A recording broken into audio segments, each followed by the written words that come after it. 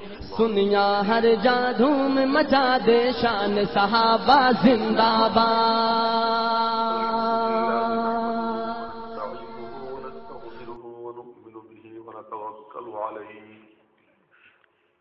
ونعوذ بالله من شرور أنفسنا ومن سيئات أعمالنا من يهد الله فلا مضل له ومن يضلل فلا هادي له ونشهد أن لا إله إلا الله وحده لا شريك له ونشهد أن سيدنا وسندنا ونبينا وحبيب ربنا وطبيب قلوبنا ومولانا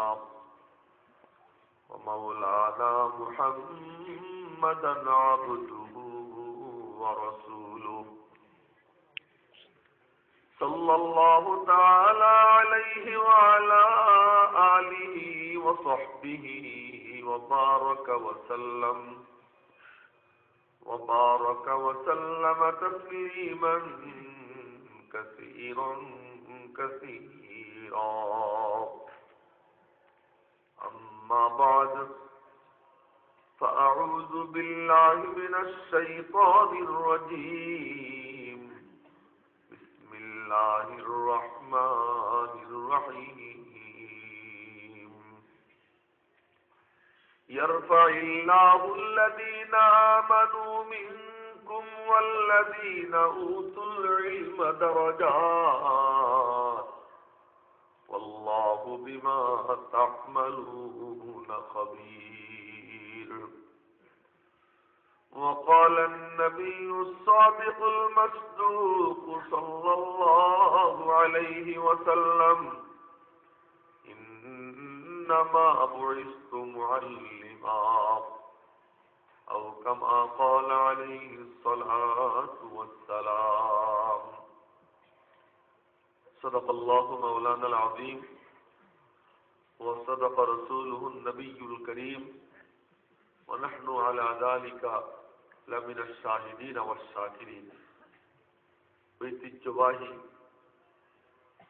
দারুল উলুম কানাইঘাট দারুল হাদিস জামিয়া কর্তৃক আয়োজিত আজকের এই ইনামি জলসার মাননীয় সভাপতি মুহতারাম হযরত উলামা একরাম, সম্মানিত মুরব্বিবৃন্দ, দিন দরদি ভাইয়েরা, আমার ছাত্র যুবক বন্ধুরা, কুচি কাঁচা বাচ্চারা, পর্দার অন্তরালের মা ও বোনেরা,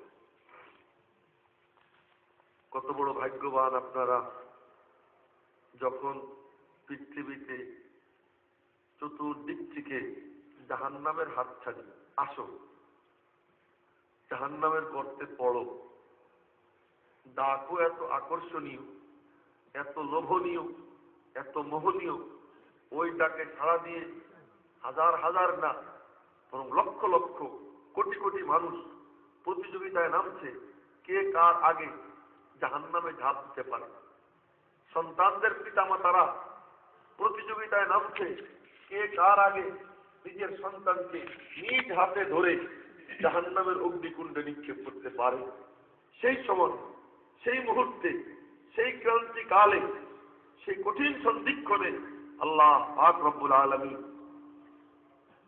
মেহেরবানি করে আপনাদেরকে জান্নাতের মিলন মেলা মিলাবাদ এবং ওই জান্নাতের মিলন মেলায় বসে উলামা একরামের মুখ দর্শন করবার, তাদের মুখ হতে কুরআন ও হাদিসের মূল্যবান আলোচনা শুনবার আল্লাহ পাক তৌফিক দান করলেন। এজন্য সকলে আল্লাহ পাকের দরবারে শুকর আদায় করি আলহামদুলিল্লাহ। একটু আরো জোরে সরে বলি আলহামদুলিল্লাহ। বড় ভাগ্যবান আপনারা, যখন মনে চায়, যদি মনে চায় দৌড়ে আইসা লক্ষ্মীপুরী হুজুরের চেহারার দিকে চায়, এতটুকু কাম। দুর্লভপুরী হুজুর তার চেহারার দিকে চাইয়া থাকবে, শুধু এতটুকু।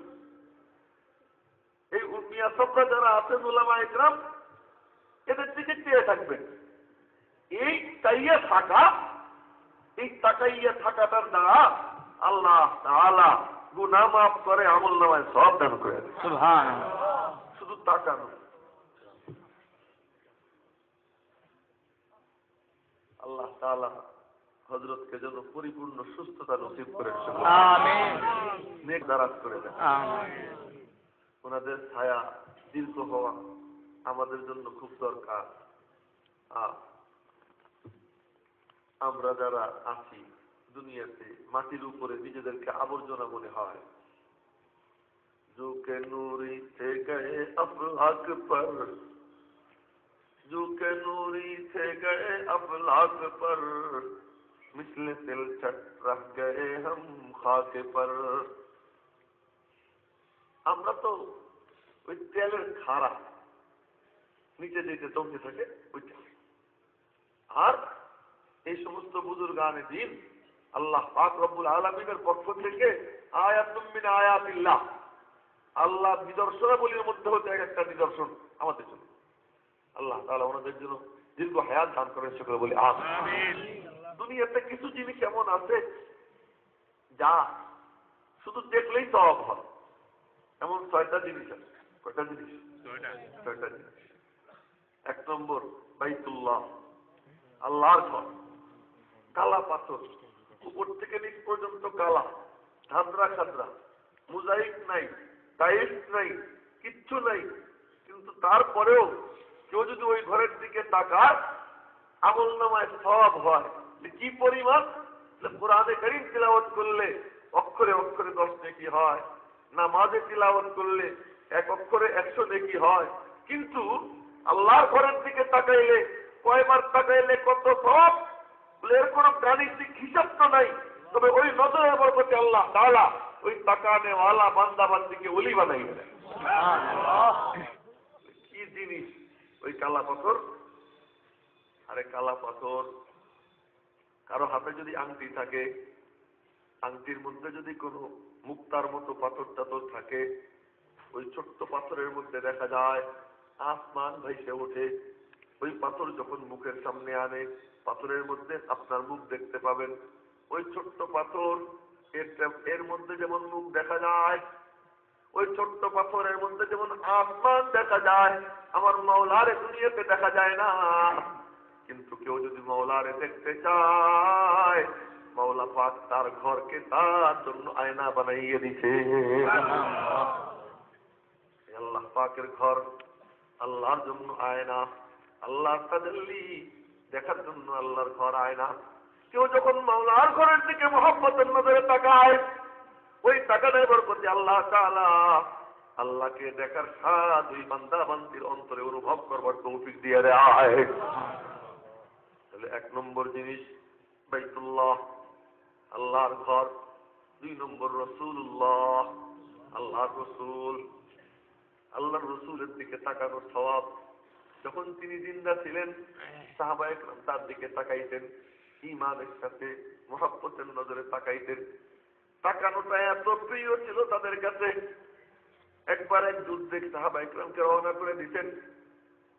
নবীজি এরপরে নামাজে দাঁড়াইছেন, সালাম ফিরানোর পরে তাকাইয়া দেখেন যুদ্ধে যাদেরকে রওনা করে দিচ্ছেন তার একজনকে দেখা যায়।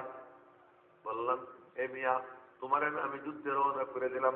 ইয়া রাসূলুল্লাহ, তো যাইতেছি মানে তোমার তখন রওনা করে দিছি। ইয়া রাসূলুল্লাহ, যুদ্ধে যখন রওনা হইলাম আমার মন বলল যদি এই যুদ্ধে শহীদ হয়ে যাই আর ফিরে না আসি আপনার চেহারা দেখতে পাবো না।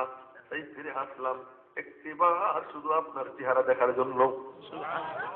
ওই দেখার তো লোক ছিল সাহাবায়ে কেরামের। মুহাব্বতের নজরে আল্লাহর রাসূলের দিকে যদি কেউ তাকাইছে, বলে তার সওয়াব কত, গাণিতিক কোনো হিসাব নাই। তবে এতটুকু আমরা জানিয়ে রাখবো, ওই রকম একজন সাহাবী যদি এক পাল্লায় রাখা হয়, সমস্ত পীর আউলিয়া গাউস কুতুব আবদাল তাবেঈন সহ সকলকে যদি এক পাল্লায় রাখা হয়, ওই একজন সাহাবীর ওজন তাদের মোকাবেলায় অনেক গুণ বেশি হবে।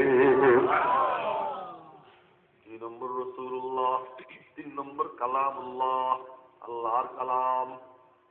আল্লাহ আল্লাহ, আল্লাহর কালাম। কেউ যদি আল্লাহর কালামের দিকে তাকায় মহব্বতের নজরে, মনে মনে বলে মাওলা আমি তোমার কালাম তিলাওয়াত করতে পারি না, কিন্তু তোমার কালামে মহব্বত করি অনেক লোক আছে কোরআন শরীফ পড়তে পারে না, তাই কোরআন শরীফ ধরেও না। আরে আল্লাহর বান্দা কত বড় সুযোগ, তুমি যদি আল্লাহর কালাম পড়তে নাও পারো, ওযু করো, ওযু কইরা মাওলার কালামকে তুমি বুকে নাও, তোমার ঠোঁটে ছোঁয়াও, কপালে ছোঁয়াও, মহব্বতের নজরে মাওলার কালামের দিকে তাকাও আর বলো আল্লাহ এইটাও তুমি সত্য বলছো, এইটাও সত্য বলছো, এইটাও সত্য বলছো, আমি পড়তে পারি না। এমন যদি কেউ করে এই আমলের বরকতে আল্লাহ তাআলা ওই বান্দা বান্দিকে ওলি বানাইয়া দেয়। কয় নম্বর গেল? 3 নম্বর কালামুল্লাহ। 1 নম্বর হলো বাইতুল্লাহ, আসেনি আল্লাহ, রাসূলুল্লাহ আসেনি আল্লাহ, কালামুল্লাহ আসেনি আল্লাহ, তিনটার মধ্যে আল্লাহ আছেন। 4 নম্বর মা বাপ। কেউ যদি মা বাবার দিকে মহব্বতের নজরে তাকায়, নবীজি ইরশাদ ফরমান তার আমল নামায় আল্লাহ তাআলা কবুল হজের সওয়াব দান করে দেয়। মা বাবার দিকে তাকাইলে কবুল হজের সওয়াব হয়। ব্যাপার কি?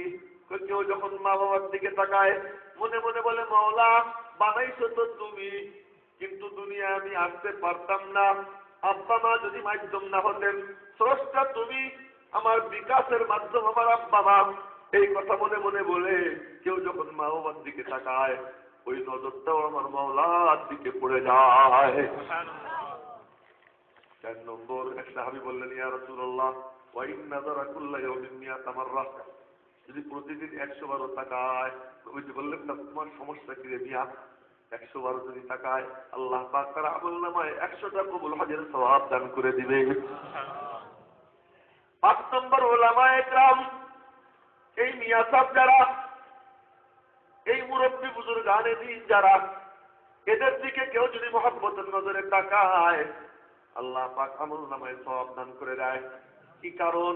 মনে মনে বলবে মাওলা তোমার নাম উচ্চারণ করতে জানতাম না, লক্ষ্মীপুরী দুর্লভপুরী সাথে আমাদেরকে না শিখাইতেন, তোমার কালামের তিলাওয়াত করতে পারতাম না যে মিয়া সাহেবরা না শিখাইতেন, তোমার কদমে সিজদা কেমনে দিতে হয় এইটা আমি জানতাম না যদি উলামায়ে কেরাম না শিখাইতেন। ও মাওলা আমার মধ্যে আর কুত্তার মধ্যে কোনো পার্থক্য থাকতো না যে উলামায়ে কেরাম পথ না দেখাইতেন। এই কথা মনে মনে বলে কেউ যখন আলেমের দিকে তাকায় ওই নজরটাও মাওলার দিকে পড়ে যায়। 5 নম্বর 6 নম্বর যাকিরিন, আল্লাহর জিকির যারা করে। আপনি মসজিদ থেকে বের হয়ে আসতেছেন, এমন সময় লক্ষ্য করলেন মসজিদে বসে বসে কেউ কোরআনে কারীমের তিলাওয়াত করে, মনে মনে ভাবলেন মাওলা আমি তো ব্যস্ততার কারণে বের হয়ে যাই, ও কত সৌভাগ্যবান বসে বসে তোমার কালামের তিলাওয়াত করতেছে। মুহাব্বতের নজরে আপনি তাকান, আল্লাহ পাক আপনার আমলনামায় সওয়াব দান করে দিবে। 6টা জিনিস বললাম, বাইতুল্লাহ, রাসূলুল্লাহ, কালামুল্লাহ, মা বাপ, উলামায়ে কেরাম, যাকিরিন। 6টা বলে 6টার মধ্যেই আল্লাহ আছে, একখানেও আল্লাহ বাদ নাই। যেদিকেই তাকান ওই নজর শেষ পর্যন্ত মাওলার দিকে পড়ে যায়। শাইখুল হাদিস জাকারিয়া রাহমাতুল্লাহি আলাইহি ওনার কিতাবের মধ্যে আবৃত্তির মধ্যে এক ঘটনা লিখছেন।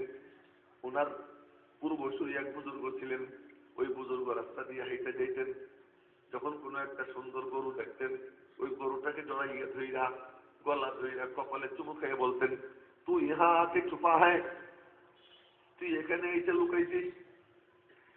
একজন বুড়া মানুষ পাইলেন সুন্দর পাকা দাড়ি, জড়াই ধইরা কপালে চুমু খাইয়া দাড়িতে চুমু খাইয়া বলতেন তুই ইহা আকে ছুপা হয়। ছোট্ট একটা শিশু বাচ্চারে পাইলেন, ওই কোলে নিয়ে আদর আদর কইরা চুমু খেয়ে বলতেছেন তুই ইহা আকে ছুপা হয়, তুই এখানে এসে লুকাইছিস। বিড়াল পাইলেও মোরগ পাইলেও না পাইতেন জড়াই ধইরা চুমু খেয়ে বলতেন তুই ইহা আকে ছুপা হয়। একদিন লোকজন ধরতে হুজুর এখন কারবার, সব কিছুরে চুমা খান আর বলেন তুই ইহা আকে ছুপা হয়। আমি তো মোরগরেও চুমু খাই না, বুড়ারেও চুমু খাই না, শিশুরেও চুমু খাই না, আমি তো আমার মাওলার জামালের উপর চুমু খাই। যেদিকেই তাকাই আমার মাওলা পাকের হুসন জামাল আমি দেখতে পাই। এই 6 দিকে তাকাইলে আমল নামায় সওয়াব দেওয়া হয়। আমল করা লাগে না, বিনা আমলেই 6 দিকে তাকাইলে সওয়াব হয়, 3 দিকে তাকাইলে গুনাহ হয়। এই তিনটার মোটা মোটা 3টা জিনিস। তার মধ্যে 1 নম্বর বেগানা নারী, মুহাররামাত। বেগানা নারীর দিকে কেউ যদি তাকায় আমল নামায় কবিরা গুনাহ হয়। 2 নম্বর বেড়ার ফুটে দিয়ে দেখা, জানালার ফাঁক দিয়ে দেখা। আব্বা ঘরে একা একা, সন্তান জানালার ফাঁক দিয়ে দেখে আব্বা ঘরে কি করে, কবিরা গুনাহ, হারাম। উস্তাদ রুমের মধ্যে একা একা, ছাত্র জানালার ফাঁক দিয়ে দেখে হুজুর রুমের মধ্যে কি করতেছেন, কবিরা গুনাহ, হারাম। 1 নম্বর বেগানা নারীর দিকে তাকানো। বেগানা নারী কারা? যাদের সঙ্গে বিয়ে বৈধ, খালাতো বোন, মামাতো বোন, ফুফাতো বোন, চাচাতো বোন, কথার কথা শালি, আপন মামি, আপন চাচি, এরা বেগানা নারী, এদের দিকে তাকানো হারাম। 2 নম্বর বেড়ার ফুটে দিয়ে দেখা। 3 নম্বর দুনিয়ার চাকচিক্য দেখা। অমুকের বাড়ি সুন্দর, অমুকের গাড়ি সুন্দর, অমুক কত শান শওকাতওয়ালা, আমি তো বড় দুর্বল। এইরকম ভাবে দুনিয়ার চাকচিক্যের দিকে তাকানো নিষেধ। আল্লাহ পাক নিষেধ করেছেন, লা তামুদ্দান্না আইনাইকা ইলা মা মাত্তানা বিহি আজওয়াজাম মিনহুম যাহরাতাল হায়াতিদ দুনিয়া লিনাফতিনাহুম ফীহি ওয়া রিজকু রাব্বিকা খায়রুন ওয়া আবকা। মেরে মুহতারাম ভাইও, কথা যখন এসেই গেল তাই বলে ফেললাম, 6 দিকে তাকাইলে সওয়াব হয়, 3 দিকে তাকাইলে গুনাহ হয়। যে 6 দিকে তাকাইলে সওয়াব, সেই 6 দিকের বাইতুল্লাহ, রাসূলুল্লাহ। কিন্তু দুনিয়াতে রাসূলুল্লাহ নাই। রাসূলুল্লাহ তো দেখতে মনে চায়, রাসূলুল্লাহকে দেখতে মনে চায়। রাসূলুল্লাহ তো দুনিয়াতে নাই, তো রাসূলুল্লাহকে দেখার স্বাদ কোথায় গিয়ে মিটাবো? আল্লাহ আল্লাহ, আমার নবীজি মাওলার পক্ষ থেকে লাইসেন্স নিয়ে, ওই লাইসেন্স তিনি দিয়ে গেছেন। আমার উম্মতের আলেমরা, আমার স্থানে তাদেরকে আমি বসাইয়ে গেলাম। যারা আমার উম্মতের আলেমদের দিকে ওই মহব্বতের নজরে তাকাবে, মাওলা তোমারে তো চিনতাম না, এই ওয়ারিস নবী উলামায়ে কিরামের মাধ্যমে তোমাকে চিনি। এই দিকে যদি কেউ তাকায়, রাসূলুল্লাহ সাল্লাল্লাহু আলাইহি ওয়াসাল্লামের দিকে তাকানো এমন কোন হাদিসে নাই। এটা কিন্তু হাদিসের কথা না, এইটা আমি এখান থেকে বের করে বলতেছি যে যখন কেউ আল্লাহকে চিনার মাধ্যম ছিলেন নবী, নবী দুনিয়াতে নাই। নবী হলেন আল্লাহ এবং বান্দার মাঝে সম্পর্ক কায়েম করার মাধ্যম। আল্লাহর বান্দা বান্দীদেরকে আল্লাহর সঙ্গে মিলনের মাধ্যম হলেন নবী। নবী তো নাই। নবী না থাকার কারণে আজ ওয়ারিস নবী উলামায়ে কিরাম, তাদের মাধ্যমে মাওলাকে চেনা যায়। এই জন্য কেউ যখন আলেমদের দিকে তাকায়, ওই নজরটা যেন নবীর উপরে পড়ে যায়। এই 6 দিকে তাকাইলে সওয়াব হয়। কারা কারা রাজি আছে ইনশাআল্লাহ 6 দিকে তাকাবো?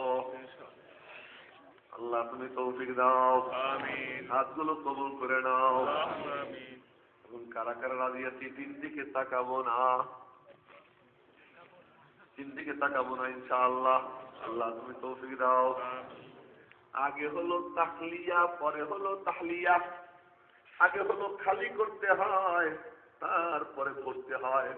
আগে পরিষ্কার করতে হয়, তারপরে সাজাইতে হয়। আগে শরীর পরিষ্কার করতে হয়, এরপরে ভালো কাপড় পরে আতর লাগাইতে হয়। ওই শরীর পরিষ্কার না করে আতর লাগাইলে গন্ধ আরো বাইরে যায়। এই জন্য প্রথমে করতে হয় কি, গুনাহ থেকে বাঁচতে হয়। 3 দিকে তাকাইলে গুনাহ হয়, 3 দিকে তাকাবো না। 6 দিকে তাকাইলে সওয়াব হয়, 6 দিকে তাকাবো। এখন বাইতুল্লাহ শরীফের দিকে, বাইতুল্লাহ শরীফ তো অনেক দূরে, কেমনে দেখবো? আরে মনে মনে দোয়া করতে থাকেন। কারি তৈয়ব সাহেব রহমতুল্লাহি আলাইহি, উনি হজে যাবেন, টাকা পয়সা ছিল না। দারুল উলুম দেওবন্দের মুহতামিম ছিলেন, 55 বছর, টাকা পয়সা ছিল না। একদিন মাটির ব্যাংকে 1 টাকা রাখছেন, মাটির ব্যাংকে 1 টাকা রাখছেন।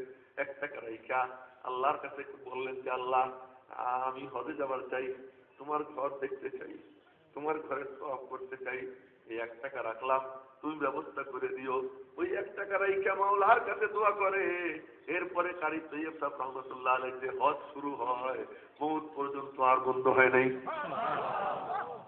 আল্লাহর ঘর দেখার লোক, যে যা চায় সে তা পায়। ওই রকম ভাবে চাইতে হয়, ওই রকম ভাবে কামনা করতে হয়। বাইতুল্লাহ, রসুল্লাহকে তুমি দেখতে চাও তো তুমি আমল করতে থাকো। মিয়া সাহেবদের কাছে আসো, আমাদের বুজুর্গ এমন ছিলেন। এক বুজুর্গ, তার নাম হলো সৈয়দ হাসান রসুল নুমা, নাম ছিল হাসান। ওনাকে বলা হইতো রসুল নুমা। ওনার কাছে গেলে রাসূলুল্লাহ সাল্লাল্লাহু আলাইহি ওয়াসাল্লামকে দেখাইয়ে দিতেন। কিন্তু উনি বলতেন যে নবীজিকে দেখতে হইলে আমার 2000 রুপি দেওয়া লাগবে, 2000 রুপি ইন্ডিয়ান টাকা, 2000 রুপি দিলে দেখাই দেব। তো যেই দেখতে চাইতো ওনারে 2000 রুপি দিত। আর উনি তাওয়াজ্জু দিতেন, এই তাওয়াজ্জুর বরকতে আল্লাহ পাক নবীজির দর্শন তাকে নসিব করে দিত। আরে আজও তো এমন মিয়া সাহেবরা আছেন, যাও তাদের কাছে যাও, সম্পর্ক কায়েম করো। আরে দুনিয়ার মধ্যে এর থেকে বড় নিয়ামত আর হয় না। নবীজির চেহারা একবার তুমি দেখতে পাবা। ওলামা ইকরামের সাথে সম্পর্ক কায়েম করো। ওই সৈয়দ হাসান রসুল নুমা, ওনার বউ বলল কি যে সবাইরে দেখাও, আমারও একটু দেখাই দাও। বলে কতজনকে দেখাইলেন? আমারও একটু দেখাইয়া দেন। সবাই তো 2000 রুপি দেয়, তুমিও 2000 রুপি দাও।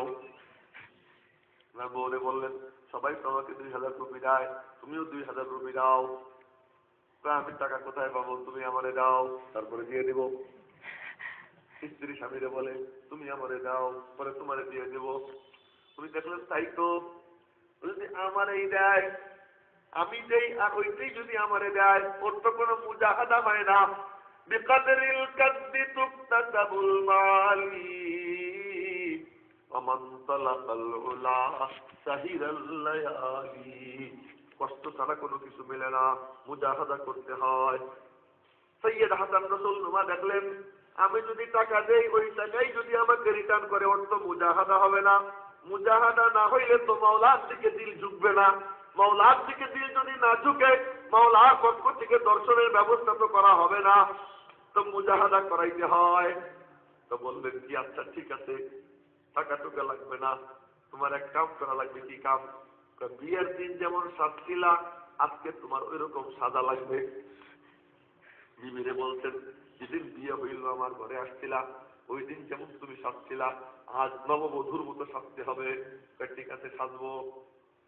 একেবারে গোসল টোসল কইরা পরিপাটি হইয়া লাল টুকটুকে শাড়ি শাড়ি পইরা গহনাপাতি লাগাইয়া নববধূর মতো সাজতেন। যখন সাজতেন ওই টাইমে উনি খবর পাঠাইতেন ওনার সম্বন্ধে, তুমি আমার সঙ্গে একটু দেখা করো। তো বুড়ি বসা, বুজুর্গ বসা, এর মধ্যে ওই বুড়ির বড় ভাই এসে হাজির। যখন বড় ভাইরে দেখছে আর দেখে লজ্জায় বেহুশ হয়ে পড়ে গেছে, বেহুশ হয়ে পড়ে গেছে। এরপর বড় ভাইরে কইছে তুমি চলে যাও, তোমার আর দরকার নাই, আমার কাম হয়ে গেছে, তুমি চলে যাও। চলে গেছেন। এরপর পানি পুনি ছিটানোর পরে হুশ আসছে। হুশ আসার পরে জিজ্ঞেস করলেন কি দেখছো নি? হ্যাঁ দেখছি। বলে দেখছো নি? বলে হ্যাঁ দেখছি। দেখো মুজাহাদা না হইলে দেখা যায় না, এই জন্য তোমারে মুজাহাদা করানোর আর কোন রাস্তা ছিল না, এই রাস্তায় তোমারে মুজাহাদা করাইলাম। এরপর তোমার দর্শন নসিব হইল। যাই হোক, এই ঘটনা শোনানোর উদ্দেশ্য ছিল না। উদ্দেশ্য হলো এই যে রাসূলুল্লাহকে যদি দেখতে মনে চায়, উলামায়ে কেরাম যারা আছে যে রাসূল সত্যিকার তথাকথিত ঢোল পিটানোওয়ালা থেকে রাসূল না, সত্যিকার থেকে রাসূলদের কাছে যাও, তাদের সঙ্গে সম্পর্ক করো। তারা ফর্মুলা দিবেন, এই ফর্মুলায় চলো, এই ফর্মুলায় চলো। এমন অনেক মানুষ আছে যে প্রতি সপ্তাহে সপ্তাহে নবীজিকে স্বপ্নে দেখেন।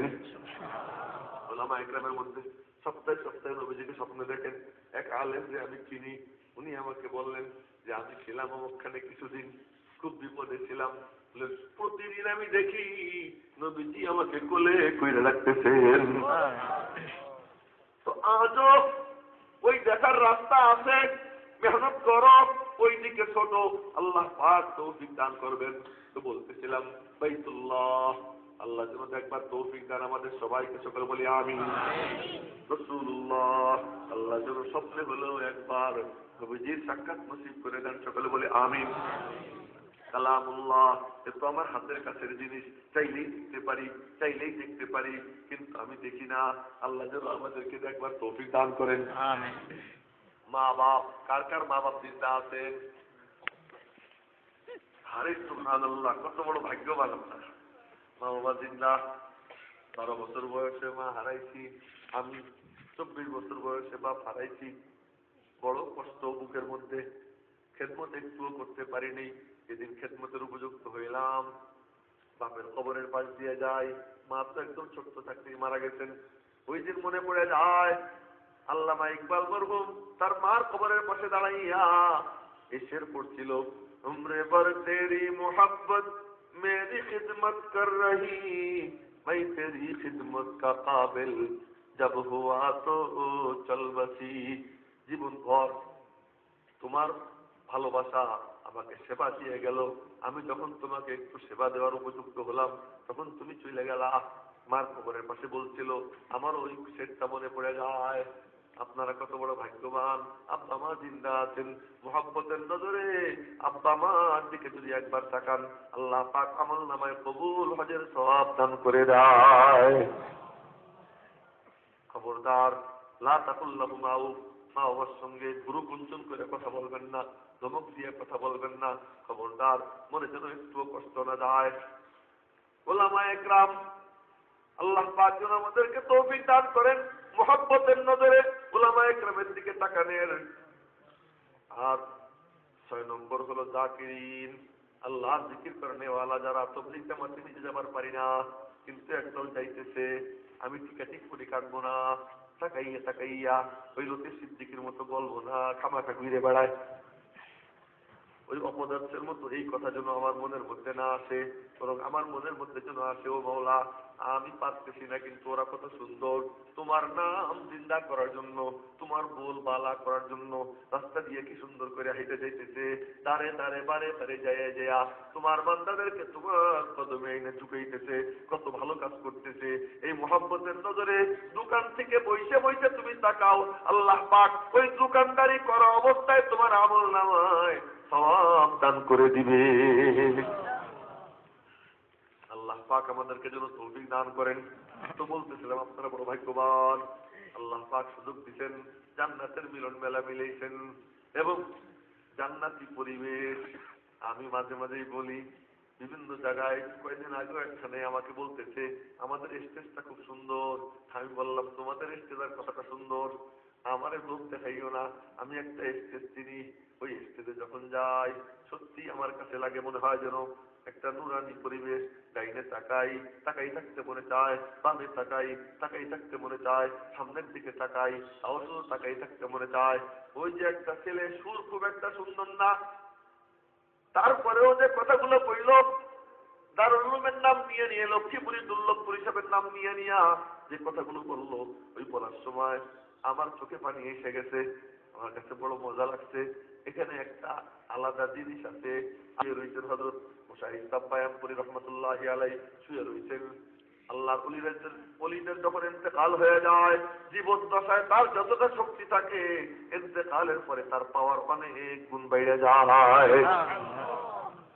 আল্লাহর ওলি এখানে শোয়া, এক নুরানি পরিবেশ। ওই নুরানি পরিবেশের মধ্যে যখন আমি আসি, আমার নিজেরও ভালো লাগে। সাইকুলারিস্টরা বলতেছিলেন 2 প্রোগ্রাম ক্যান্সেল করছি, ওনার কাছে বললাম আর কি এই ঘটনা ঘটছে, 2 প্রোগ্রাম ক্যান্সেল করে এখানে আসছি। এখানে এসে যে বয়ান করতে পারবো এই মানসিক শক্তি আমার ছিল না। লম্বা জার্নি তো, শারীরিক ক্লান্তিও হয়, কথা কি বলতে পারবো না পারবো জানি না। তারপরেও হুজুর বলছেন যাই দেখা করে আসি, এই জন্য এসে হাজির হয়েছি। বয়ান কি করবো, এটা তো বয়ান শোনার জায়গা, বয়ান করার জায়গা তো দুনিয়াতে অনেক আছে, শোনার জায়গা খুব কম। এই জায়গাটা এমন জায়গা যেখান থেকে কিছু নেওয়া যায়, এখানে দেওয়ার কোনো জায়গা না। তবুও কিছু বলবো, কেন বলবো, এই আল্লাহর ওলিরা শুই না যদি দোয়া করে দেন, ওই দোয়াটা আমার পাতে হবে, আমার জন্য বড় পুঁজি হবে। এই জন্য আপনাদের সামনে কোরআনে কারীম থেকে ছোট্ট একটা আয়াত পড়ছি, হাদিস মুবারকা থেকে ছোট্ট একটা হাদিস পড়ছি। মেরে মুহতারাম ভাইও তার আগে একটু বলে নেই, এই যে হুজুর ডান পাশে বসা, এই হুজুর আমার আর এক পাশে বসা, বাম পাশটা বললাম না, আল্লাহ মাফ করে দাও, বাম পাশ বলাতে একটু বিয়াদবি হয়ে যায় না, বামিতে বলা ঠিক না। আব্বাজান আদম আলাইহিস সালামের সামনে আল্লাহ পাক দুই হাত এরকম মুঠ করে বলছিলেন, ইখতার আইয়াতাহুমা শিতা, আদম কোন হাত নিবা নাও। আব্বাজান আদম বললেন, ইখতার তুইয়ামিনা রব্বি, আমি আমার রব্বের ডান হাত নিয়ে নিলাম। বইলেই তারপরে বলতেছেন কি, আল্লাহ তুমি আবার মাইন্ড করলানি, বলে বলে বলতেছেন আল্লাহ তুমি আবার মাইন্ড করছো নি, আমি যে ডান বললাম আর একখান বুঝি বাম। না না না, ওয়াকিলতা ইয়াদাই রব্বি ইয়ামিনুম মুবারাকা, আমার রব্বের দুই হাতই ডান, দুই হাতই বরকতময়। আদব শিখেছেন আব্বাজান। এই জন্য বললাম আমার দুই হযরত দুই পাশে এখানে বসা, এই যে স্টেজ, এখানে বসে আমি কি বয়ান করব, স্টেজটা কি, প্যান্ডেলটা কি, কি কাণ্ড কারবার এখানে, এইটা একটু বইলে নেই। আল্লাহ চোখ যদি থাকতো নিজেও দেখতাম, দেখাইয়েও দিতাম। দেখার মতো চোখ আমার নাই, নিজেও দেখতে পারি না, দেখাইয়েও দিবার পারি না। আমার আব্বাদের তো চোখ ছিল, নিজেও দেখতেন, অন্যরেও দেখাইয়া দিতেন। হাজী ইমদাদুল্লাহ মুহাজির মক্কি রহমতুল্লাহি আলাইহি ওই কান্দে রুমাল থাকতো, সবসময় মাথায় পেঁচাইতেন না, রুমাল কাঁধে থাকতো। মাঝে মাঝে হঠাৎ জজবা আসতো, জজবা আসলে পরেই রুমালরে মাথায় পেঁচাইতেন। রুমাল মাথায় পেঁচাইয়া আর বসে থাকতে পারতেন না, লাফ দিয়ে দাঁড়াইয়ে যাইতেন। লাফ দিয়ে দাঁড়াইয়ে শুরু করতেন, আসসালামু আলাইকা ইয়া রাসূলুল্লাহ, আসসালামু আলাইকা ইয়া হাবিবাল্লাহ, আসসালামু আলাইকা ইয়া নবিয়াল্লাহ, আসসালামু আলাইকা ইয়া খায়রা খালকিল্লাহ। লম্বা সময় পর্যন্ত জজবার সাথে সালাম দিতেন। সালাম দিয়া হঠাৎ করে আবার জজবা চেপে যাইত, ঠান্ডা হয়ে যাইত, আর রুমাল মাথার থেকে খুইলা জমিনের উপর বসে পড়তেন। রশিদ আহমদ গঙ্গুহি রহমতুল্লাহ আলাই, উনার খলিফা, উনার সাগরেদ, উনি মিলাদের বিরুদ্ধে ফতোয়া দিচ্ছেন, বই লেখছেন, মিলাদ না জায়েজ, মিলাদ বেদাত, সিয়াম বেদাত, এই ফতোয়া দিচ্ছেন, বইও লেখছেন, কিতাব লেখছেন। এখন পিসাব সিয়াম করে আর সাগরেদ সিয়ামের বিরুদ্ধে ফতোয়া দেয়, খলিফা সিয়ামের বিরুদ্ধে ফতোয়া দেয়, লাগলো নি গঞ্জাম। গঞ্জাম কেমনে মিটানো যায়? একদিনের ঘটনা, হযরত রশিদ আহমদ গঙ্গুহি রহমতুল্লাহ আলাইহি হযরত হাজী ইমদাদুল্লাহ মুহাজির মক্কির খানকায় গেছেন। খানকায় যাওয়ার পর হাজী ইমদাদুল্লাহ মুহাজির মক্কি হঠাৎ করে জজবা এসে গেছে, কান্দের থেকে রুমাল নামাইয়া রশিদ আহমদ গঙ্গুহির মাথায় পেঁচাইয়ে দিচ্ছেন। রশিদ আহমদ গঙ্গুহির মাথায় যখন রুমাল পেঁচাইয়া দিচ্ছেন, রশিদ আহমদ গঙ্গুহি আর বসে থাকতে পারেন নাই, লাফ দিয়ে দাঁড়াইয়া শুরু করে দিচ্ছেন, আসসালামু আলাইকা ইয়া রাসূলুল্লাহ, আসসালামু আলাইকা ইয়া হাবিবাল্লাহ, আসসালামু আলাইকা ইয়া নবিয়াল্লাহ। লম্বা সময় পর্যন্ত সালাম সালাম দিয়া এখন বলতেছেন, ইয়া রাসূলুল্লাহ, আমার বিশ্বাস কিয়াম করে, আমি তো কিয়াম করি না। দেখছেন কি বলে, আমার বিশ্বাস হুজুর কিয়াম করেন, আমি তো কিয়াম করি না, আমি কিয়ামের বিরুদ্ধে ফতোয়া দেই। এখন কি আমি হাদিসের উপর আমল করবো না পিসাবরে মানবো? বলতেছেন আমি তো কিয়াম করি না, তো কিয়াম করেন না তো কি করতেছেন আপনি? এই এতক্ষণ পর্যন্ত দাঁড়াইয়া সালাম দিয়ে বলতেছেন আমি তো কিয়ামের বিরুদ্ধে ফতোয়া দেই, আমার শায়েখ তো কিয়াম করেন, এখন আমি কি হাদিস মানবো না আমার শায়েখ রে মানবো? দেড় ব্যাটারির দল কয় হাদিস সাহেব কিয়াম করছে, তোমরা কেন করো না? আরে কোথায় লিয়া কোথালি, কোথায় জুতার কালি? হাদিস সাহেবের সঙ্গে নিজেদেরকে মিলায়। আরে হাদিস সাহেব কেন দাঁড়াইছেন এই দেখো তাকাইয়া। রশিদ আহমদ গঙ্গুহি রহমতুল্লাহ আলাইহি বলতেছেন, নবীর সঙ্গে গল্প জুড়ে দিতেন, ইয়া রাসূলুল্লাহ, আমার সাহেব তো কিয়াম করে, দেখতেন যে আমাদের আব্বা কারা? উলাইকা আবাই ফাজিনি বিমিসলিহিম, উলাইকা আবাই ফাজিনি বিমিসলিহিম ইযা জামাতনা ইয়া জারীরুল মাজামিউ। আমার আব্বা কেমন আব্বার আব্বা? হযরত রশিদ আহমদ গঙ্গুহি রহমতুল্লাহ আলাইহি বলতেছেন, ইয়া রাসূলুল্লাহ, আমার সাহেব তো কিয়াম করেন, আমি তো কিয়ামের বিরুদ্ধে ফতোয়া দেই, আমি কি হাদিস অনুযায়ী ফতোয়া দিব না পৃষ্ঠাপে মানবো? রাসূল সাল্লাল্লাহু আলাইহি ওয়াসাল্লামের পক্ষ থেকে বলা হয়, রশিদ আহমদ তুমি হাদিস অনুযায়ী আমল করো, ফতোয়া দাও। বুড়ারা কিছু বইল না, বুড়ার কিছু করার নাই। রুমাল যখন মাথায় বাঁধে আমারে দেখতে আরম্ভ করে দেয়। জোরে কন্যা সুবহানাল্লাহ। একটু পাগল পাগল সাজ ধরেন, পাগলের ভান ধরলেও লাভ না, পাগলের সুরত ধরলে লাভ। বাহলুল পাগলা রাস্তায় বসে তবলা বেড়ায়, তবলা বেড়ায় বলে জান্নাত বিক্রি করবো 1 দিরহামে, কে নিবি? 1 দিরহামে জান্নাত বিক্রি করে সে তবলা বেড়ায় বলে 1 দিরহামে জান্নাত বিক্রি করবো, কে কিনবি? বাদশা হারুন রশিদ ওখান দিয়ে হাইটে যান, সঙ্গে বিবি জুবাইদা। বিবি জুবাইদা বলে আমি কিনবো, আমারে দাও। পকেট থেকে টাকা বের করে, টাকা একটা বের করে দেয় যে আমার একটা জান্নাত দাও। ভালুল পাগলা সে ওই রকম কাগজের মধ্যে লেখে জুবাইদার কাছ থেকে আমি 1 দিরহাম নিলাম, বিনিময়ে জান্নাতে তারে একটা বাড়ি দিয়ে দিলাম। আরে ব্যবস্থা কাণ্ড কারবার কি কেউ হয়? আরে হয়। আমার মাওলার সিফাত 2 প্রকার, একটা হলো সিফাতে জালাল আর একটা হলো সিফাতে জামাল। সিফাতে জালাল আল্লাহ পাক জব্বার, মহাপরাক্রমশালী, জবরদস্ত ক্ষমতাওয়ালা। আল্লাহ পাক কাহ্হার, ভয়ানক রাগী। আল্লাহ পাক মুনতাকিম, প্রতিশোধ পরায়ণ। এগুলো হলো সিফাতে জালাল, যেটা শুনলে বান্দা খালি দূরে সরে, আল্লাহরে খালি ভয় পায়, মনে মনে বলে মাওলা কোথায় আর আমি কোথায়, কোনো সম্পর্ক নাই, অনেক দূরে আমি। আরেকটা হলো সিফাতে জামাল। সিফাতে জামাল হলো আল্লাহ পাক রহমান, রহিম, করিম, ওয়াদুদ, গফুর, গফফার, সত্তার, হান্নান, মান্নান। এই যে মাওলা পাকের সিফাত, সিফাতে জামাল। সিফাতে জামাল বান্দারে খালি কাছে টানে, মন্দিরে খালি কাছে টানে। আল্লাহর ওলিরা কখনো সিফাতে জালালের মধ্যে ডুব যায়। সিফাতে জালালের মধ্যে যখন ডুব যায় ভয়ে থরথর করে কাঁপতে থাকে, মনে মনে বলে কি উপায় হবে আমার। নবীজিও তাই বলতেন, নবীজিও তাই বলতেন। যখন আল্লাহ পাকের সিফাতে জালালের মধ্যে ডুব দিতেন তখন বলতেন কি, আমি জানি না যে আমার সঙ্গে কি আচরণ করা হবে, ও আনা রাসূলুল্লাহ, অথচ আমি আল্লাহর রাসূল। এরপরেও আমি জানি না মা ইউফালু বি ওয়ালা বিকুম, কি আচরণ করা হবে আমার সঙ্গে বা তোমাদের সঙ্গে, আমার জানা নাই। বলে কখন বলতেন? যখন নাকি তিনি আল্লাহ পাকের সিফাতে জালালের মধ্যে ডুব দিতেন। আবার যখন সিফাতে জালালের মধ্যে ডুব দিতেন তখন তিনি বলতেন আনা আউয়ালু মান ইয়াকরাউ বাবাল জান্নাত, আমি সর্বপ্রথম যে জান্নাতের দরওয়াজায় কড়া নাড়ব। বলে আমি সর্বপ্রথম সুপারিশ করব, আমার সর্বপ্রথম সুপারিশ আমারই গৃহীত হবে। এরপর আরো কত কিছু বলতেন, আনা সাইয়্যিদু বুলদি আদম, আমি সমস্ত বনি আদমের সর্দার, ইয়াউমাল কিয়ামা ওয়ালা ফখরা, এইটা কোনো ফখর না, এইটা আমার মওলার নিয়ামত, আমি শুকর আদায় করে বলতেছি। তাহলে কি ব্যাপার? একবার বলেন জানি না কি করা হবে, আবার বলেন আনা সাইয়্যিদু বুলদি আদম, আনা আউয়ালু মান ইয়াকরাউল বাব। ব্যাপার কি? বলে মাওলা পাকের সিফাতে জামালের মধ্যে যখন ডুব দেন তখন মনে হয় এই তো মাওলা, এই তো আমি, যা যাবো তাই পাবো।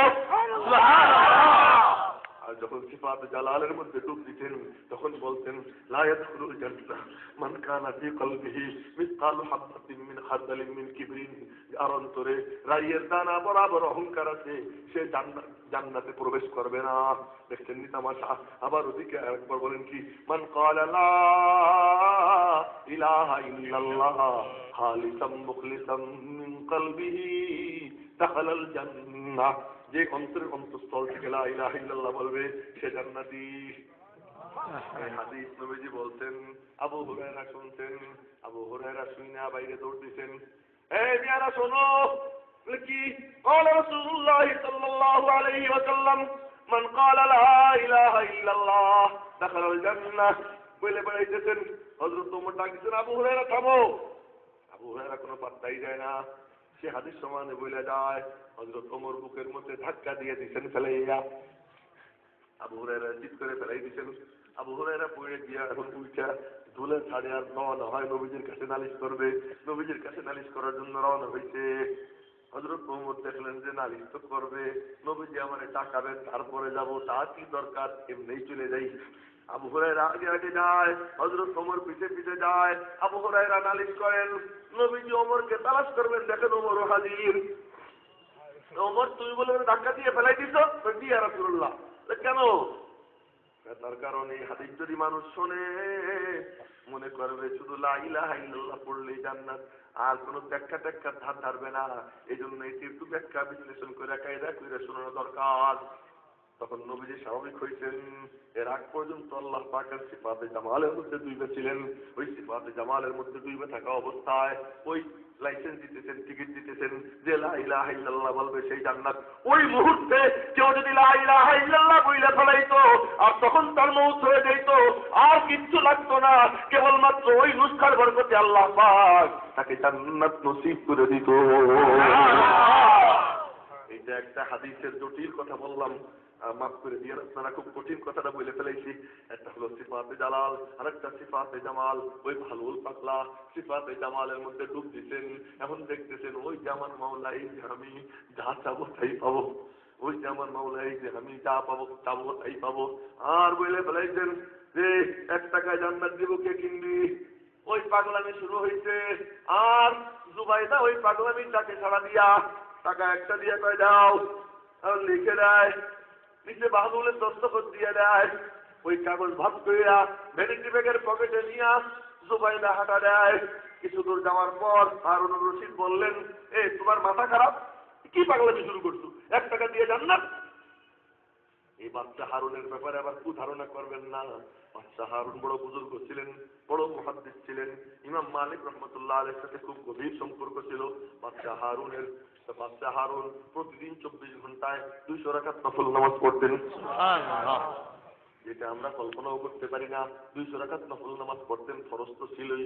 এরপর ইন্তেকালের আগে মৃত্যু সজ্জায় শায়িত বাচ্চা হারুন নিজে কর্মচারীটাই গাইনে বললেন, আমার কবরটা খোঁড়ো। কবর খোদাই করছে। কবর খোদাই করার পর বলছেন যে আমার চৌকিটা নিয়ে আমার কবরের পাশে দাও। তো চৌকি নিয়ে কবরের পাশে রাখছে। 4 জন হাফেজ সাহেবরে ডাক দিতেন, হাফেজ সাহেবরা তোমরা আমার কবরে নাই কোরআনে কারীমের খতম করো। 4 জন হাফেজ সাহেব কোরআনে কারীমের খতম করতে কবরে। উনি কবরের পাশে শুয়ে শুয়া কবরের দিকে তাকাইয়া 2 চোখ দিয়ে পানি পড়ে আর তওবা ইস্তিগফার পড়তে থাকেন। ওই তওবা ইস্তিগফার পড়তে পড়তে কাঁদতে কাঁদতে শেষ পর্যন্ত কলেমা পড়তে পড়তে ওই কবর দেখতে দেখতে বাচ্চা হারুনের ইন্তেকাল হয়ে যায়। জন্য বাচ্চা হারুন রশিদ বড় বুজুর্গ ছিলেন। যাই হোক, যে কথা বলতেছিলাম, তো বাচ্চা হারুন বলে, এ জুবাইদা তোমার কি মাথা খারাপ? আমারে পাগলামি করতে দাও, তুমি বুদ্ধিজীবী থাকো। জুবাইদা বলে, তুমি বুদ্ধিজীবীগিরি করো, আমারে পাগলামি করবার দাও। রাত গভীর হয়ে যায়, বাচ্চা হারুন ঘুমায়। ঘুম থেকে উঠা হঠাৎ করে বাচ্চা হারুন ঘুম থেকে জাগে, হন্তদন্ত হইয়া ছুটতে আরম্ভ করে। বলে, কোথায় যাও? আমার একটু কাম আছে, কাম করে আসিস। দৌড়িয়ে যায় বাহলুল। বাহলুলের দরওয়াজায় কড়া নাড়ে। ও বাহলুল, কি হয়েছে? আমার একটা জান্নাত দাও। কত টাকা নেবা নাও? বলে, আমার জান্নাতে একটা বাড়ি দাও। কত টাকা নেবা নাও? বাহলুল বলে, কি ব্যাপার মিয়া সাহেব, কালকে তো দিলাম, তখন তো নিলা না, আজকে কি ঘটলো? রাত্রে ঘুমাইছিলাম, স্বপ্নে দেখি হাসরের ময়দান কায়েম হয়ে গেছে। মানুষ হন্তদন্ত হইয়া ছোটাছুটি করতেছে, মাথার থেকে পা পর্যন্ত ঘাম। ক্লান্ত শ্রান্ত হইয়া এক বাড়ির সামনে গিয়ে দাঁড়িয়েছি। দেখি বাড়ির সামনে দারোয়ান লাঠি হাতে দাঁড়াইয়া। জিজ্ঞাসা করলাম, এইটা কোন জায়গা? দারোয়ান বলে, এটা জান্নাতের বাড়ি। কার বাড়ি? দারোয়ান বলে, ওই দেখো নেম প্লেটে নাম লেখা। নেম প্লেটে নাম লেখা দেখি জুবাইদার নাম লেখা। বললাম যে আমার একটু ঢুকতে দাও, আমি বড় ক্লান্ত, সে তো আমার বিবি। দারোয়ান বলে, মালিকের অনুমতি ছাড়া এখানে ঢোকা নিষেধ। ঢুকতে দিল না, ঘুম ভেঙে গেছে। তোমার কাছে আসি, কত টাকা নিবা নাও? ভালো বলে, 7 দুনিয়া দিলেও জান্নাতের বাড়ি দেওয়ার সামর্থ্য আমার নাই। তখন 1 টাকায় দাও। এখন 7 দুনিয়া দিলেও দিবার কারণে ব্যাপার কি? বলে, মাওলা পাকের সিফাতে জামালের মধ্যে ডুব দিছিলাম, মাওলার কাছে ছিলাম, তখন যা পারছি চাইয়া নিয়ে দিয়ে দিছি, কিন্তু এখন মাওলা আমার থেকে অনেক দূরে, আমি অনেক দূরে, এখন আর পারবো না। এই জন্য বলছি যে কোনো মজলিস যখন মিলে যায়, ওই মজলিসের মধ্যে কিন্তু অন্যরকম কাণ্ড কারবার চলতে থাকে। ও আমার দেখার মতো চোখ থাকলে আমি দেখাইয়া দিতাম। হয়তো লক্ষ্মীপুরি হুজুর দেখতেছেন, দুর্লভপুরি হুজুর দেখতেছেন, ওনাদের ওই চোখ আছে, আনা কে বা নজর খাকে রাখি মিয়া কুনান, আনা কে বা নজর খাকে রাখি মিয়া কুনান, আয়া বাওয়াদ কে ইরতিফাতে বমা কুনান। তোমরা যদি আমার থেকে একটু তাওয়াজ্জু দেন, হয়তো আমিও কিছু পাইতে পারি, কিন্তু কোনো সন্দেহ নাই অন্যরকম এক মিলন মেলা, অন্যরকম এক পরিবেশ। কি সেই পরিবেশ? চলেন একটু দেখে আসি।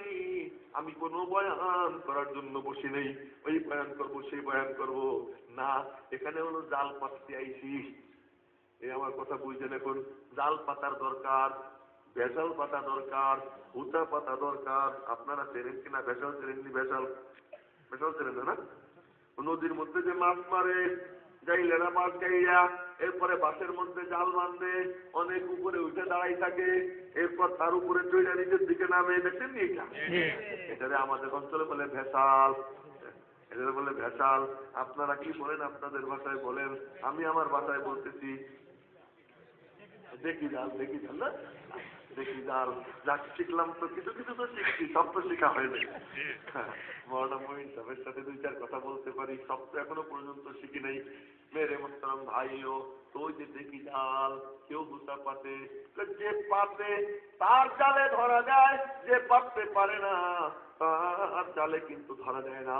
যে পাততে পারে তার ওখানে ধরা দেয়। এখানে বহু কিছু ঘোরাঘুরি করতেছে, বহু কিছুর খেলা চলতেছে। যে পাততে পারবে তার কাছে যাবে। আয়োজনটা কি? চলেন একটু দেখে আসি।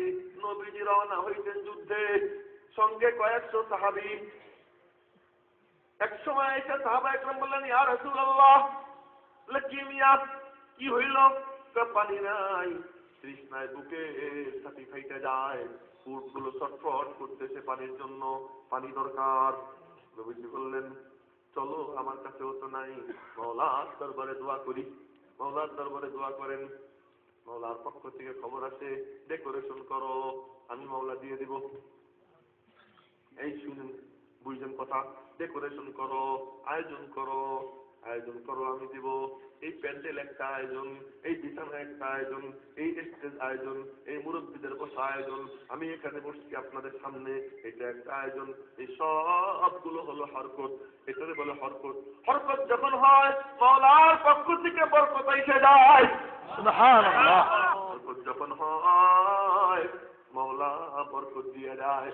মাওলার পক্ষ থেকে বলা হয়, দোস্ত তুমি হরকত করো, আমি বরকত দেব। কি হরকত করবো? আল্লাহ শিখিয়ে দেয়। সবই তো আল্লাহ শিখিয়ে দেয়। আল্লাহ শিখানো ছাড়া কেউ কিচ্ছু করতে পারে না।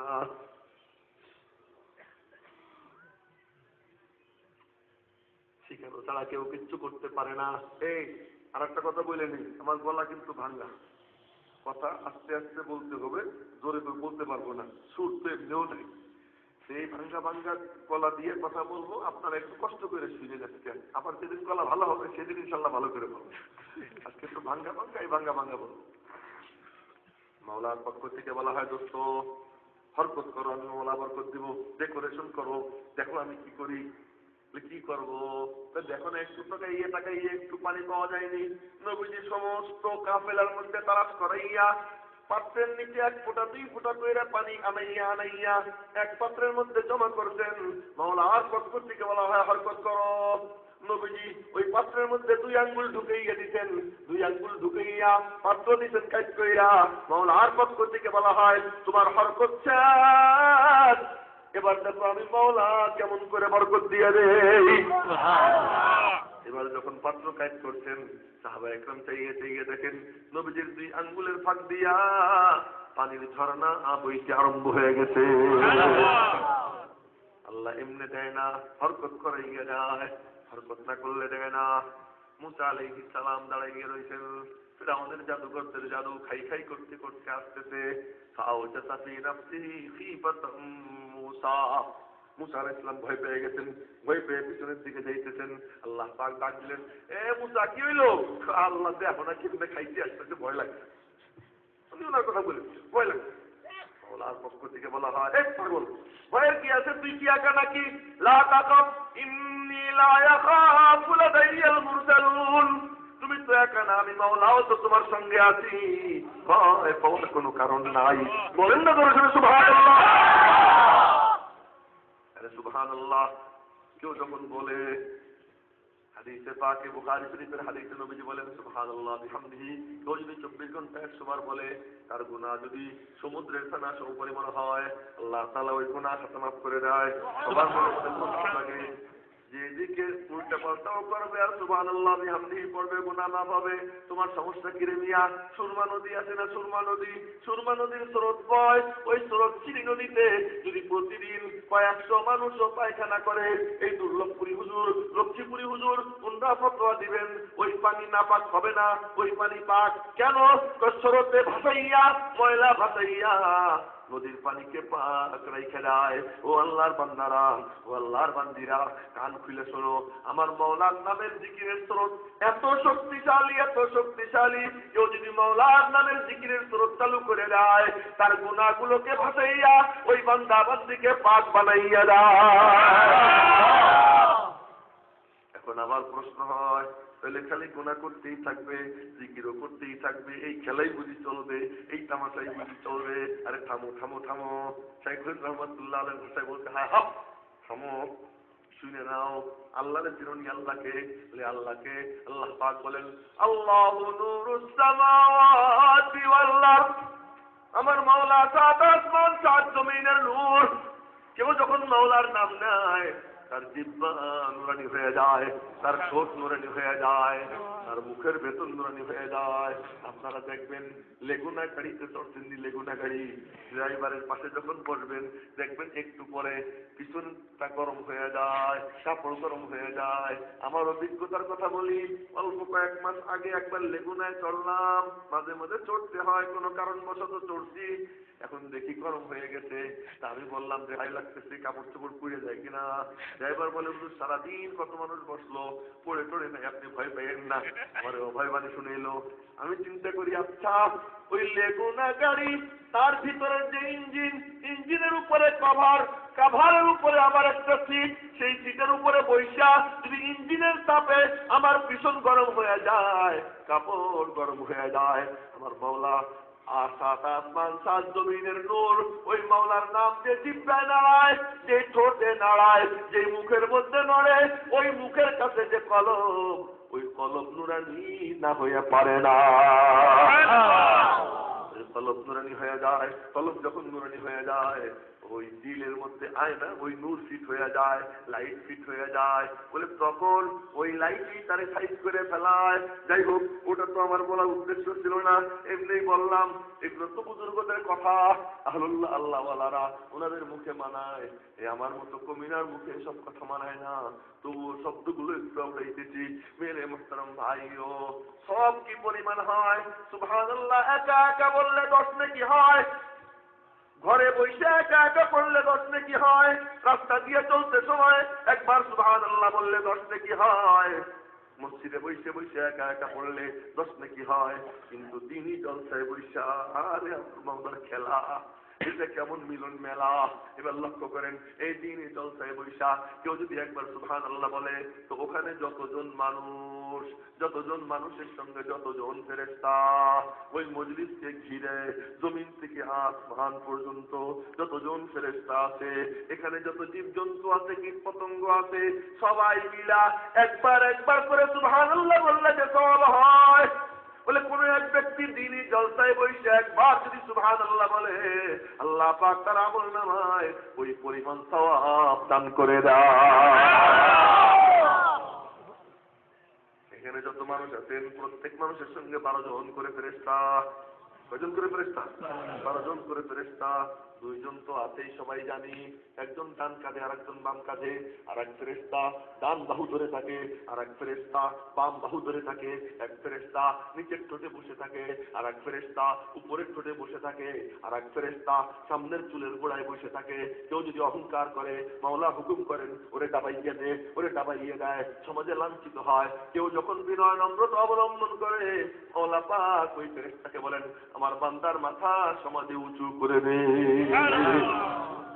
মেরে মোহতারাম ভাইও তো বলতেছিলাম, সুযোগ যখন মিলে গেছে কত কোটি নেকি হবে জানি না। 500 বছরের রাস্তা ঘিরছেন আল্লাহ, বুখারী শরীফের হাদিস ফেরেশতা দিয়া। 500 বছরের রাস্তা জমিন থেকে আসমান পর্যন্ত। ওই 500 বছরের রাস্তার যে ফেরেশতা কত কোটি মাওলা জানে, অত কোটি 10 দিয়ে পূরণ করেন। আবার আপনাদের প্রত্যেকের সঙ্গে 12 জন করে আছে, ওই 12 জনকে 12 10 পূরণ করেন। হিসাব করে দেখেন, দুনিয়ার কোনো ক্যালকুলেটর নাই যে ক্যালকুলেটর দিয়া সুবহানাল্লাহর নেকি হিসাব করা যায়। বলেন না সুবহানাল্লাহ। সুবহানাল্লাহ বলবো। আরো মজার ব্যাপার, মাওলার পক্ষ থেকে বলা হয় মাশাআল্লাহ তুই জান বলছিস আমি পাক, সুবহানাল্লাহ মানে আল্লাহ পাক, আল্লাহ তুমি পাক। আমি বলতেছি ওরে কই কেমনে জানলি? ও লক্ষ্মীপুর হুজুরের কাছে শুনছো, দুর্লভপুরি হুজুরের কাছে শুনছো, ওই অমক মৌলবী তমক মৌলবীর কাছে শুনছো যে আমি পাক, আর বিশ্বাস করে তুই আমার পাক বললি, যা আমি মওলা করে গুনার ময়লা থেকে পবিত্র বানিয়ে দিলাম। তো বলতেছিলাম নবীজিকে আল্লাহ তাআলা বললেন, ও মুসা আলাইহিস সালাম বলতেছেন যে আল্লাহ ভয় লাগে। মাওলার পক্ষ থেকে বলা হয় ভয়ের কি আছে, তুই তো একা না, আমি মাওলাও তোর সঙ্গে আছি। তো আল্লাহ কি করবো? তো হরকত করো আমি বরকত দিব। বলে কি হরকত করবো? মাওলার পক্ষ থেকে হুকুম হয় আলকি হাসক, তুমি তোমার লাঠি ফেলাই দাও, লাঠি ছাইড়া দাও। আচ্ছা বলেন তো লাঠি ছাড়া এই যে আমার হাতে কলম দিলাম, কলমটা ছাইড়া এটা কোনো কাম? এ দিয়ে কিছু হয়? আল্লাহটা হরকত করো, দিতেন লাঠি ছাইড়া। আলকাহা মুসা আলাইহিস সালাম লাঠি ছাড়তেন, ছাড়ার পরে মাওলা বলেন এই তোমার হরকত শেষ, এবার আমি মাওলা আর বরকত তাকাইয়ে তাকাইয়ে দেখো। এখন মুসা আলাইহিস সালাম তাকাইয়ে দেখেন ইযা হিয়া হাইয়াতুন তাসআ,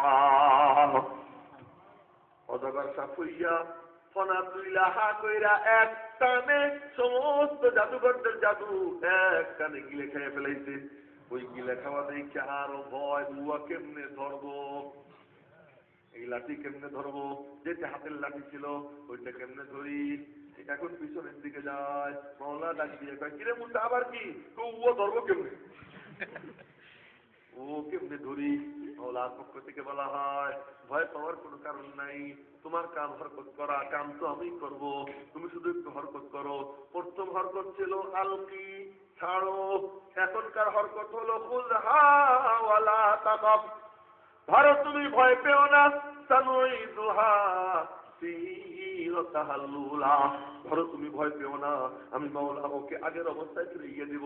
এবার মুসা আলাইহিস সালাম দুরু দুরু বুকে কম্পিত হাতে কোন রকম মাথায় শুধু হাত কান শোয়াইছেন, এতটুকুই কাম, আর কিচ্ছু করেন নাই।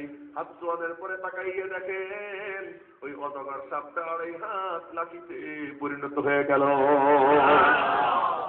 সাপ বানাইলো কে? লাঠি বানাইলো কে?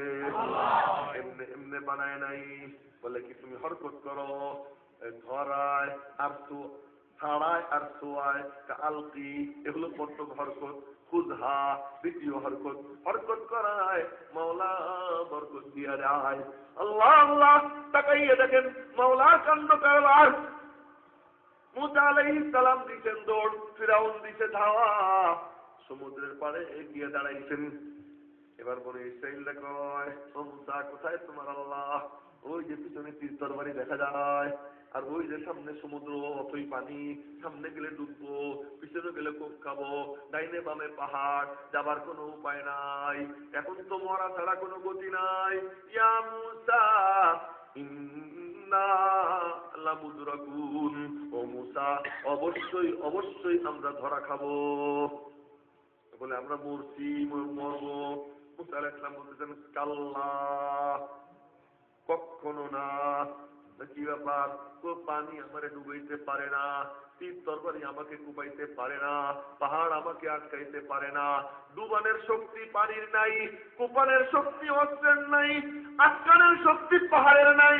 এই সমস্ত শক্তির অন্তরালে একমাত্র শক্তি আমার মওলা। বলেন কাল্লা, কখনো না, কখনো না। কেন? এগুলা কিচ্ছুই না। বলে তো কি জিনিস? उस ला में फिर ला हुआ, वो ला भी फिर ला हुआ, ला में ला हुआ, उस ला में फिर ला हुआ, वो ला भी फिर ला हुआ, बादजा कुछ न हुआ तो फिर क्या हुआ, ला इलाहा इल्ला हुआ। এইটাও কিছু না, ওইটাও কিছু না, এইটাও কিছু না, ইন্না মাইয়া রব্বি, এই যে আমার সঙ্গে আমার মাওলা। মুসা আলাইহিস সালাম বলতেন, মাওলার পক্ষ থেকে বলা হয়, মাশাআল্লাহ তুসলা, কথা তো ভালোই কইতে পারো। এমনি বলে কথা সুন্দর কইতে পারো না, এত সুন্দর করে কথা বলতে পারো। আচ্ছা ঠিক আছে, হরকত করো, আমি মাওলা আবার করে দেব। কি হরকত করবো? ফাওহাইনা ইলা মুসা আন ইদরিব বিআসাকাল বাহর। মাওলার পক্ষ থেকে বলা হয়, লাঠি দিয়ে পানিতে একটা বাড়ি মারো। লাঠি দিয়ে পানিতে বাড়ি মারা এও কোনো কাম, এও কোনো কাম। বাড়ি মারায় মুসা আলাইহিস সালাম বাড়ি মারছেন পানি ছিটে, হারে তাকাইয়া দেখে 12টা রাজপথ তৈরি হয়ে যায়। তোমার হরকত শেষ, এবার আমার বরকত দেখো। মুসা আলাইহিস সালাম সদল বলে পার হয়ে গেলেন। মুহররমের 10 তারিখ শুক্রবার পার হয়ে গেলেন। যখন পার হয়ে গেছেন, ফিরআউন এসে সদল বলে দাঁড়াইছে, লাগাম টাইনে ধইরা। হামান দে কয় কিরে যাবনি? হামান বলে যাওয়া যাবে না। বলে কেন? গভীর ষড়যন্ত্র আছে। বলে গভীর ষড়যন্ত্র আছে। বলে কেন? পানির মধ্যে কেমনে রাস্তা হয়? পানির মধ্যে কেমনে রাস্তা হয়? গভীর ষড়যন্ত্র আছে, যাওয়া যাবে না। আচ্ছা, ফিরআউন লাগাম টাইনে ধরে দাঁড়াইছে। আল্লাহ নিবে, ফিরআউন যাবে না, কাটতে হবে। যদি বলে বড় বড় মানুষের মধ্যে কথা বলা যায়। ফিরআউন যাবে না, আল্লাহ পাক নিবেন, কাটতে হবে, কাটতে হবে। এবার আল্লাহ কেমনে তার কাণ্ড মানে তার কুদরত, তার করণীয়টা আল্লাহ বাস্তবায়ন কেমনে করেন তাকাইয়া দেখেন। জিবরাইলকে আল্লাহ তাআলা ঘুড়িতে চড়াইয়া ফিরআউনের মদ্দা ঘোড়ার সামনে দিছেন দাঁড় করাইয়া। ফিরআউনের ঘোড়া হলো মদ্দা, আর জিবরাইল চড়ছে ঘুড়িতে, এটা হলো মাইয়া। মাইয়ারে মদ্দার সামনে দাঁড় করাইছে। আপনি আপনাদেরকে জিজ্ঞাসা করি, ঘোড়ার কোনো গুনাহ আসেনি? ঘোড়ার কোনো গুনাহ আছে? ঘোড়ার কোনো গুনাহ নাই, ঘোড়া নিষ্পাপ, ঘোড়ার কোনো গুনাহ নাই। কিন্তু ঘুড়ি দেখলেই শুধু নাকুচা করে। হাসির জন্য বলতেছি না, আপনাদের বিবেকের কাছে আমি প্রশ্ন রাখতেছি যে তার কোনো গুনাহ নাই, কিন্তু ঘুড়ি দেখলেই নাকুচা করে। ব্যাপার কি? মওলা ঘোড়ার মধ্যে শক্তি দিয়ে দিছে, ওই আকর্ষণ দিয়ে দিছে, ঘুড়ি দেখলেই তার আকর্ষণ হয়। ও মিয়ারা, আমার পাশে মুরব্বীরা বসা, এরপরেও বলবো দাড়ি পাইকে গেছে মুরব্বী, মাইয়া মানুষ দেখলে কি তার আকর্ষণ হয় না? হয়। কেন হবে না? হওয়াটাই স্বাভাবিক, না হওয়াটা অস্বাভাবিক। কারণ আল্লাহ পাক পুরুষের মধ্যে নারীর প্রতি আকর্ষণ দিয়ে দিতে, যেমন ঘোড়ার মনের মধ্যে ঘুড়ির প্রতি আকর্ষণ, যেমন মোরগের মনের মধ্যে মুরগির প্রতি আকর্ষণ, তেমন পুরুষের মধ্যে নারীর প্রতি আকর্ষণ দিয়ে দিচ্ছেন। অতএব নারী দেখলে পুরুষ লাভ দিবেই দিবে, তার চোখ ওই দিকে যাবেই যাবে। এই জন্যই তো আমার মাওলা কালামে পাকে আয়াত নাযিল করছেন, কুল্লিল মুমিনিন ইয়াগুদ্দু মিন আবসারিহিম। নবীজি উটের পিঠে চড়া, ফজল ইবনে আব্বাস নবীজির পিছনে চড়া। ফজল ইবনে আব্বাস নবীজির আপন চাচাতো ভাই, রাজপুত্রের বলেন নবীজির পাশে বসা। এক মহিলা আসছেন নবীজির কাছে মাসআলা জিজ্ঞাসা করতে। উনি মাসলা জিজ্ঞেস করতেছেন, বুখারী শরীফের হাদিস, নবীজি জবাব দিচ্ছেন, মাসলা বলে দিতেছেন। হঠাৎ করে লক্ষ্য করে দেখেন মহিলা মাসলাও জিগায়, আবার চোখটাও পিছনের দিকে যায়। সাহাবী, নবীজির সাহাবী। ওই যে মহিলা মাসলা জিজ্ঞেস করতেছেন উনি সাহাবিয়া, নবীজির পিছনে যিনি বসা ফজল ইবনে আব্বাস সাহাবী, নবীজির আপন চাচাতো ভাই, তার পিছনেই বসা, একই সাথে বসা। কিসের দুর্লভ পুরি শায়েখে তরিকত, নবীজির মতো শায়েখে তরিকত, সমস্ত নবীদের নবী, তার হাতে হাত দিয়া বায়াত হওয়া ফজল ইবনে আব্বাস নবীজির পিছনে বইসা চোখ ওই দিকে চলে যায়। ওই মহিলা নবীজির সঙ্গে কথা বলতেছেন, ফাঁকে ফাঁকে চোখ ওনার দিকে চলে যায়, তার চোখের মিলন হয়ে যায়। নবীজি বুঝতে ফেলেছেন, আমরা বলি তো কইতাম কি, এই তুই হালাক হয়ে যাবি, তুই ধ্বংস হয়ে যাবি, তুই বরবাদ হয়ে যাবি, তোর পরকাল শেষ, দুনিয়াও শেষ। এই হলো এক পদের অপদার্থ মার্কা মুরব্বী আছে যারা এইরকম এই জাতীয় মানুষকে বদদোয়া দেয়। হে মিয়ারা, লক্ষ্য করেন নবীজি কি করতেছেন। নবীজি আস্তে করে ফজল ইবনে আব্বাসের কান ধরলেন, কান ধরে মুখ কান ঘুরাইয়া দিলেন। তাকাইও না, চোখ ঘুরাও। কেন? আল্লাহ পাক বলতেন চোখ যখন পড়ে যায়, পড়তেই পারে, পড়াটাই স্বাভাবিক, পড়ার পরে চোখটা ঘুরাইয়া নাও। তুমি চোখটা ঘুরাইয়া দাও, মাসলা বলে দিলেন, ওই মহিলা চলে গেলেন।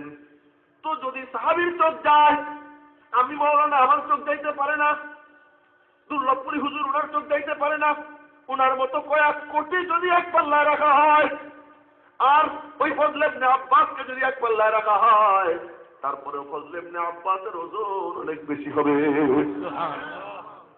সুতরাং নারীকে যদি বাঁচাইতে হয়, পুরুষের চোখের থেকে ধরে রাখতে হবে, চোখের আড়ালে রাখতে হবে।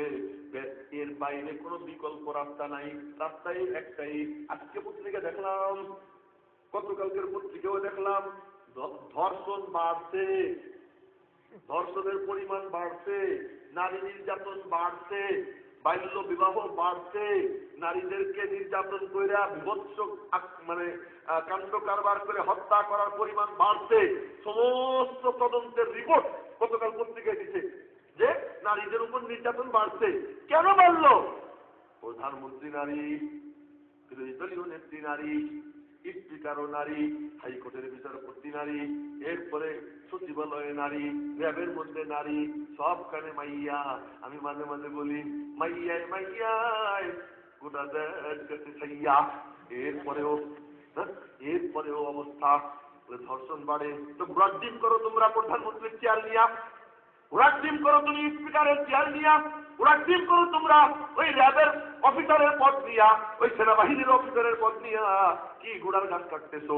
সমস্ত ক্ষমতা তোমাদের হাতে, তারপরেও পারো না তোমাদের স্বজাতিকে বাঁচাইতে। আরে কেমনে পারবা? পারার কোনো রাস্তা নাই আমার মাওলা আর দেওয়ার রাস্তা ছাড়া। আমার মাওলা যে রাস্তা দিতেন, ওই রাস্তা হলো বাঁচাইলে আমি মাওলা বাঁচাবো, তোরা বাঁচাইতে পারবি না।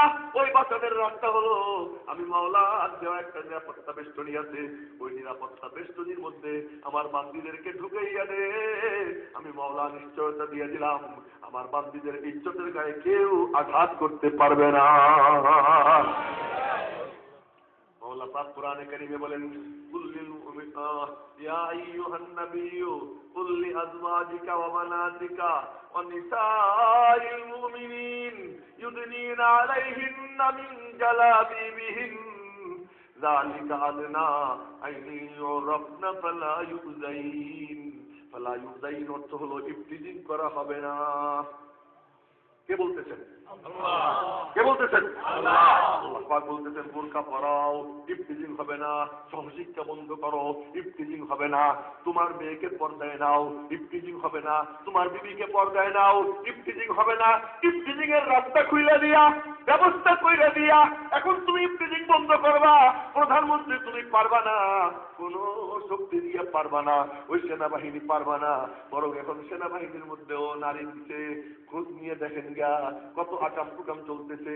ওই আমেরিকায় খোঁজ নিয়ে দেখেন, পত্র পত্রিকায় নিয়মিত আসতেছে, কত আকাম কুকাম চলতেছে। আরে মাওলা পাক দিয়া দিচ্ছেন, পুরুষের অন্তরের মধ্যে নারীর প্রতি আকর্ষণ, এটা স্বাভাবিক ব্যাপার, ন্যাচারাল ব্যাপার, এইটা কোনো অস্বাভাবিক ব্যাপার না। এই দেখেন তাকাইয়া, ঘোড়ার কোনো গুণা নাই, এরপরেও ঘুড়িতেই খালি না খুশা করে। আল্লাহ জানে, আল্লাহ ওই সিস্টেম করে দেয় যে এই পুরুষকে টানার জন্য সহজ মাধ্যম নারী দিয়ে দাও। মাওলা দেখাইতেছে, এই ফিরাউনের ঘোড়ারে টানার জন্য, আকর্ষণ করার জন্য কোনো মূলা দিলে হবে না, কলা দিলে হবে না। একটা ঘুড়ি তার সামনে দাও, ফিরাউনের ওই জবরদস্ত বাহুর শক্তিকে কুতে মাইরা ওই ঘুড়ির আকর্ষণে ঘোড়া দৌড়িয়ে চলে যাবে। জিবরাইল ঘুড়িতে চইরা ফিরাউনের মদ্দাগুড়ার সামনে দাঁড়াইছে। মিকাইলকে আল্লাহ পাক আরাক করে চড়াইয়া ফিরাউনের পিছনে দাঁড় করাইয়া দিছে। এবার পিছন থেকে মিকাইল কয় হাট হাট, পিছন থেকে বলে হাট হাট, পিছন থেকে তাড়া দেয়। আর সামনের থেকে জিব্রাইলের ঘুড়িতে কয় আইসো, আইসা লাগ আসো। সামনের থেকে বলে আইসো, পিছন থেকে বলে হাট হাট। পড়তেনি সাপড়ে, ফিরাউনের ঘোড়া পড়তেনি সাপড়ে, সাপড়ে পড়ছে, সাপড়ে পড়ে এবার দিছে হাঁটা। ও যখন দিছে দৌড়, ফিরাউন যখন দৌড়, বাকিরেও দৌড়। গেছে মাঝখানে, মাঝখানে গিয়ে দেখে রাস্তা নাই, পানির মধ্যে ডুবে। আর কয় আমানতু আন্নাহু লা ইলাহা ইল্লাল্লাযী আমানাত বিহি বানু ইসরাঈল ওয়া আনা মিনাল মুসলিমিন। বনি ইসরাঈলের মাবুদের উপর ঈমান আনলাম। কোনো অস্পষ্টতা রাখে না, ব্যর্থহীন ভাষায় বলে ওই আল্লাহর উপরে ঈমান আনলাম যে আল্লাহর উপরে বনি ইসরাঈলরা ঈমান আনছে। মাওলার পক্ষ থেকে বলা হয় আলান, এখন হারাম করা আগে কি করছিস? এখন এখন তো বরকতের অবস্থা, সাকারাতের অবস্থা, এখন তো ঈমান গ্রহণযোগ্য না। এখন আল্লাহ পাক দেখাইছেন, দেখতো মুসা যে পার হইল, যদি পানিতে ডুবাইতো মুসা পার হইতে পারতো না, ডুবে যেত। রাস্তায় যদি পার করত ফিরাউন ডুবতো না, পার হয়ে যাইতো। মাওলা দেখাইয়া যায় পারো আমি করি, ডুবাইও আমি মাওলা। তো মাওলাই পার করে, মাওলাই ডুবায়। কিন্তু আল্লাহ তাআলা কয় হরকত করো, তারপরে আমি করবো। মুসা আলাইহিস সালামকে দিয়ে হরকত করায় কি? লাঠি দিয়ে পানিতে একটা বাড়ি মারো। এ মনে রাখেন, হরকতের কথা এসে গেছে। আরো একটা দৃষ্টান্ত আপনাদেরকে দেই।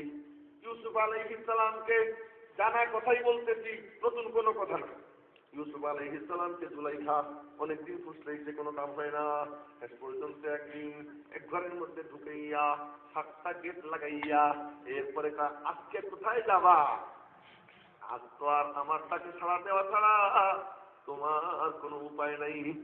গেট টেট লাগাইয়া দিয়া আরামে বৈশা রাজরানী এবার বলে হাই তালাক আইসো। ঘুড়ি যেমন ডাক দেয়, জুলাইখাও ডাক দেয় আইসো। এই ন্যাচারাল ব্যাপার। নারী পুরুষের এরকম ডাক দিবেই, আজও ডাক দেয়। পুরুষরা রাস্তা দিয়ে যায়, নারীরা এরকম চুরি ঝুলায়, ডাক দেয় আমার দিকে তাকাও।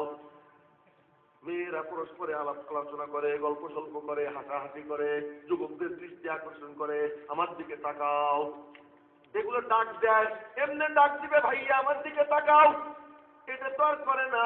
পরস্পরে কথা বলে, চুরির আওয়াজ করে, ওই অঙ্গ প্রত্যঙ্গের কাণ্ড কারবার দিয়া শুধু আমন্ত্রণ জানায় আইসো। জুলাইখাও আমন্ত্রণ জানাইছে আইসো।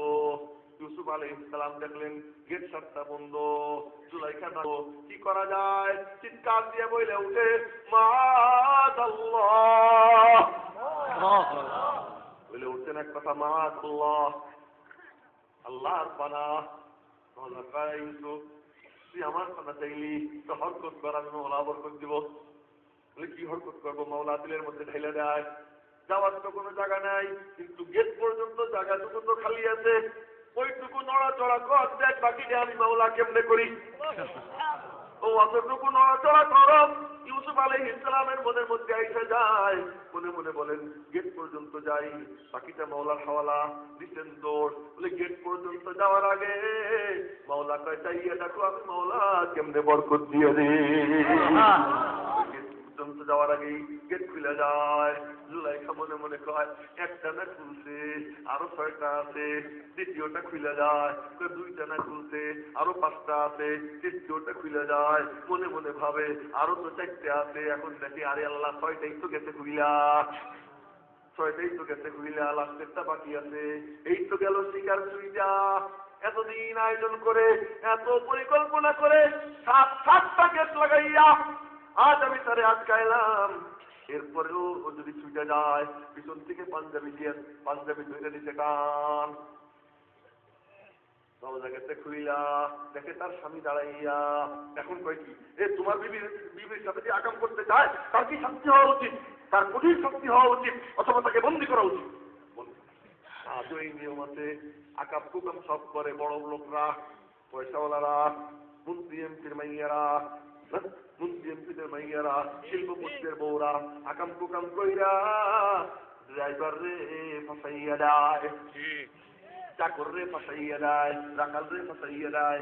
এই কুপ্রথা আজও চালু আছে। ওই দিন জুলাইখা বলে তুমি যদি আকাম করতে চায়, আর রাখালের কি কোনো সামর্থ্য ছিল নি তোমার বিবির ঘরে ঢুকার?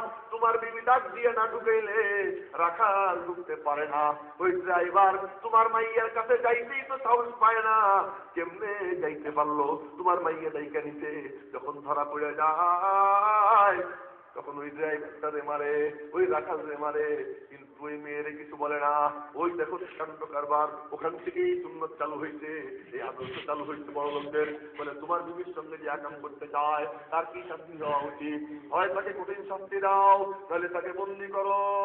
আল্লাহ কয় আমার ইউসুফ হরকত করছে, আমার দিকে দেখ আমি মাওলা কেমনে বরকত দিয়ে দেই। হরকত করছে আমার নিয়ত করে, আমি মাওলা বরকত দিব। যখন আজিজ মেসের সামনে, ওখানে এক মা তার ছোট্ট বাচ্চা কোলে নিয়ে, কয়েক মাস বয়স দুধের বাচ্চা, ওই বাচ্চাকে আজিজ আজিজ আজিজ তুমি দৌড়ছে কিরে বাচ্চাটাকে? বাচ্চার দিকে তাকাইছে, হতভম্ব হয়ে গেছে। বাচ্চা বলে আজিজ চাইয়ে দেখো জি পাঞ্জাবির সামনে ছেড়া না পিছনে ছেড়া? হতভম্ব। যদি পাঞ্জাবির সামনে ছেড়া হয়, পিছনে যদি ছেড়া না হয়, সামনে যদি ছেড়া হয়, তাহলে ইউসুফ মিথ্যাবাদী, তোমার বউ সত্যবাদিনী।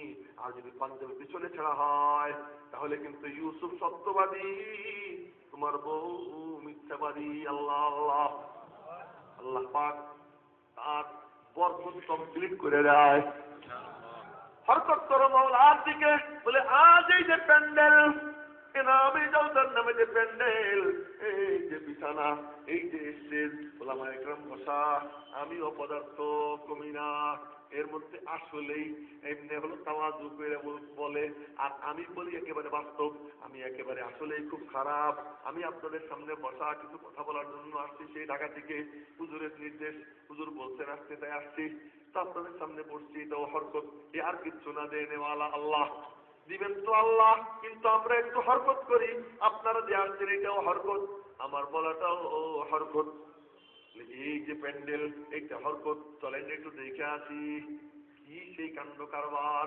বলে এ তো নমুনা, এই প্যান্ডেল নমুনা, এই বিছানা নমুনা, এই স্টেজ নমুনা, এই চেয়ারও নমুনা, এই সভাপতি নমুনা। আসল প্যান্ডেল হলো আসমান, বিছানা হলো জমিন, স্টেজ হলো আরশে মুআল্লা, সভাপতি মহান আল্লাহ। 3-4 ঘন্টার কথা মাত্র 5 মিনিটে বলবো, খুব মনোযোগ দিয়ে শুনবো। আসল প্যান্ডেল হলো আসমান, বিছানা হলো জমিন, স্টেজ হলো আরশে মুআল্লা, সভাপতি মহান আল্লাহ।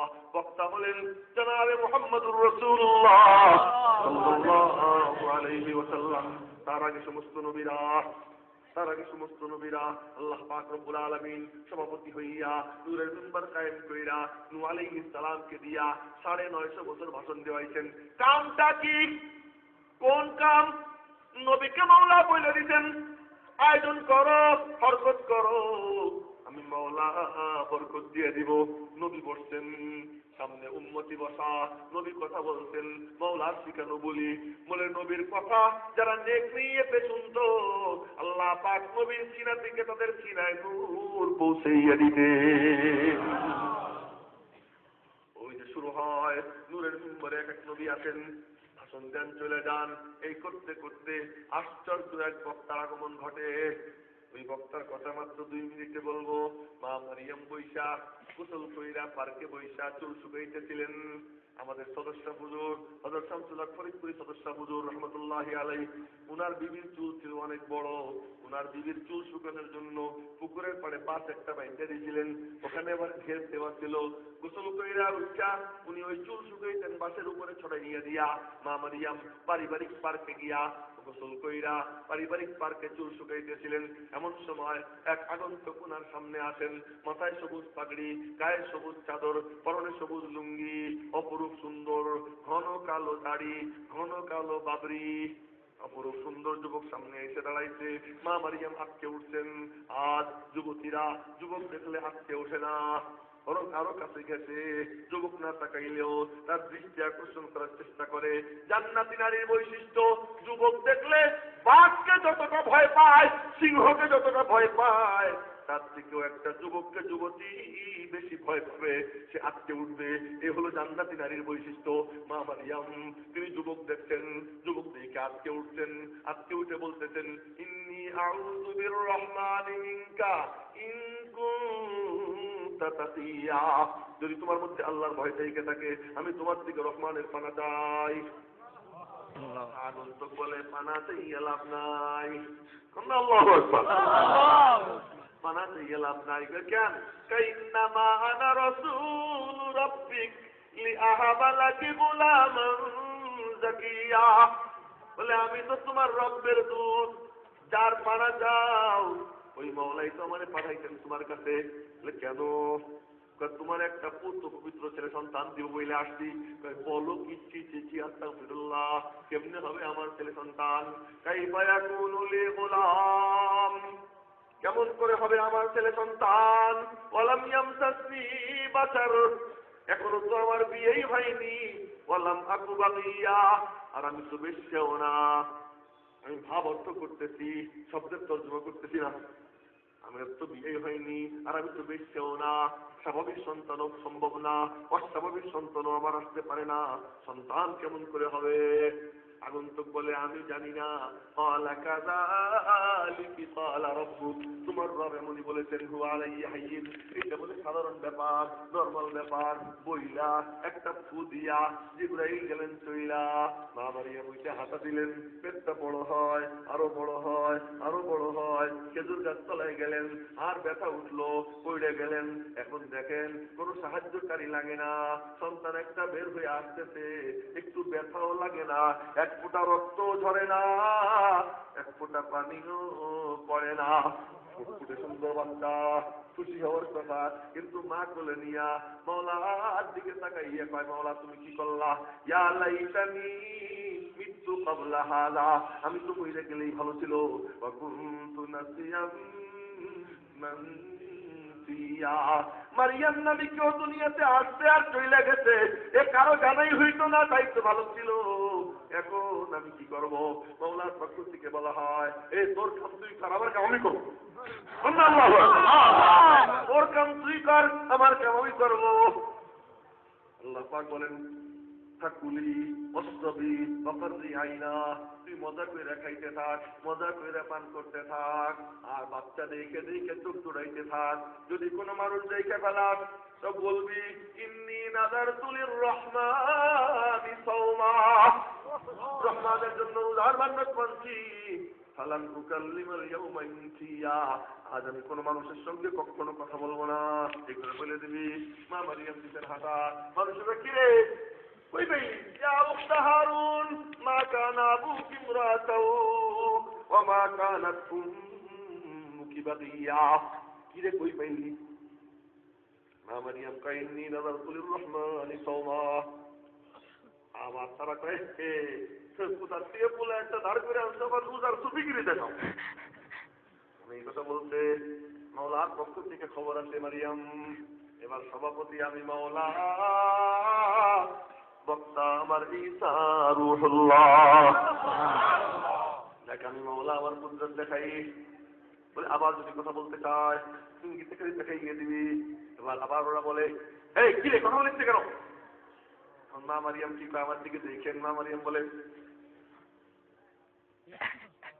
আমার সাথে কোনো কথা নাই, যদি কথা বলতে হয় বাচ্চার দিকে দেখাইয়া দেয়, পাঁচারাত মিলাই ওর দিকে দিতে ইঙ্গিত কইরা।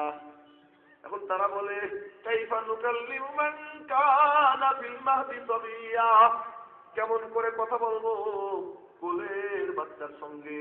যদি বলতে পারে কোলের বাচ্চা, মাওলা আদিসের অন্তরের মধ্যে ইনজিল শরীফ ঢাইলা নূরের মিম্বার কায়েম কইরা মাওলা তার কুদরতি আসনে বসা সভাপতি মাওলা বক্তা ঈসা রূহুল্লাহ। এবার মাওলার পক্ষ থেকে বলা হয়, ঈসা তুমি ভাষণ দেওয়া শুরু করো।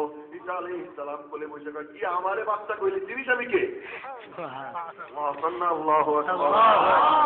জানিস আমি কে? বলে কে তুমি? আলাইন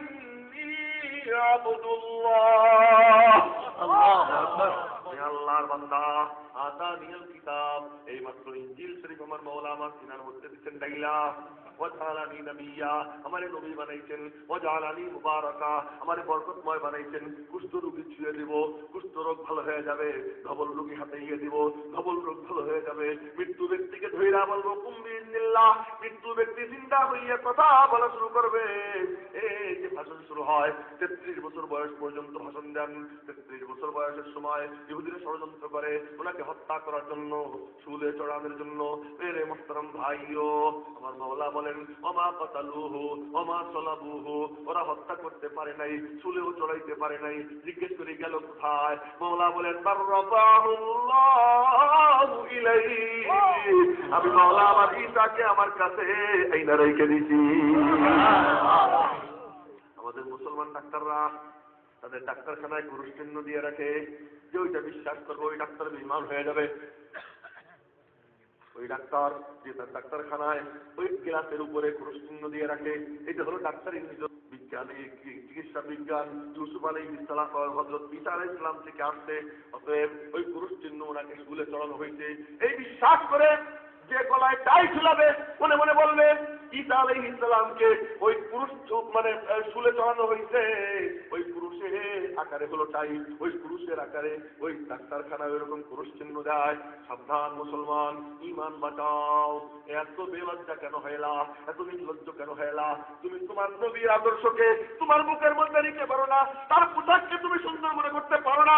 ওই খ্রিস্টানের বাচ্চা, ওই ইহুদির বাচ্চা, ওদের পোশাককে তুমি বুকে ঝুলাও আর গর্ব করো। লজ্জা করা উচিত। তোমার টুপি তো খ্রিস্টানরা মাথায় দেয় না, তোমার পাঞ্জাবি তো কোনো খ্রিস্টানরা পরে না, তোমার মতো এরকম পায়জামা টাকনুর উপরে মাপ দিয়ে খ্রিস্টানরা বানায় না। তুমি মুসলমানের বাচ্চা হইয়া প্যান্ট বানাইতে গিয়ে টাকনুর নিচে মাপ দিয়ে বানাও। তোমার লজ্জা করা উচিত, শরম করা উচিত, আত্মমর্যাদা বোধ সম্পন্ন হও। মুসলমান সবচেয়ে আত্মমর্যাদা বোধ ওয়ালা জাতি।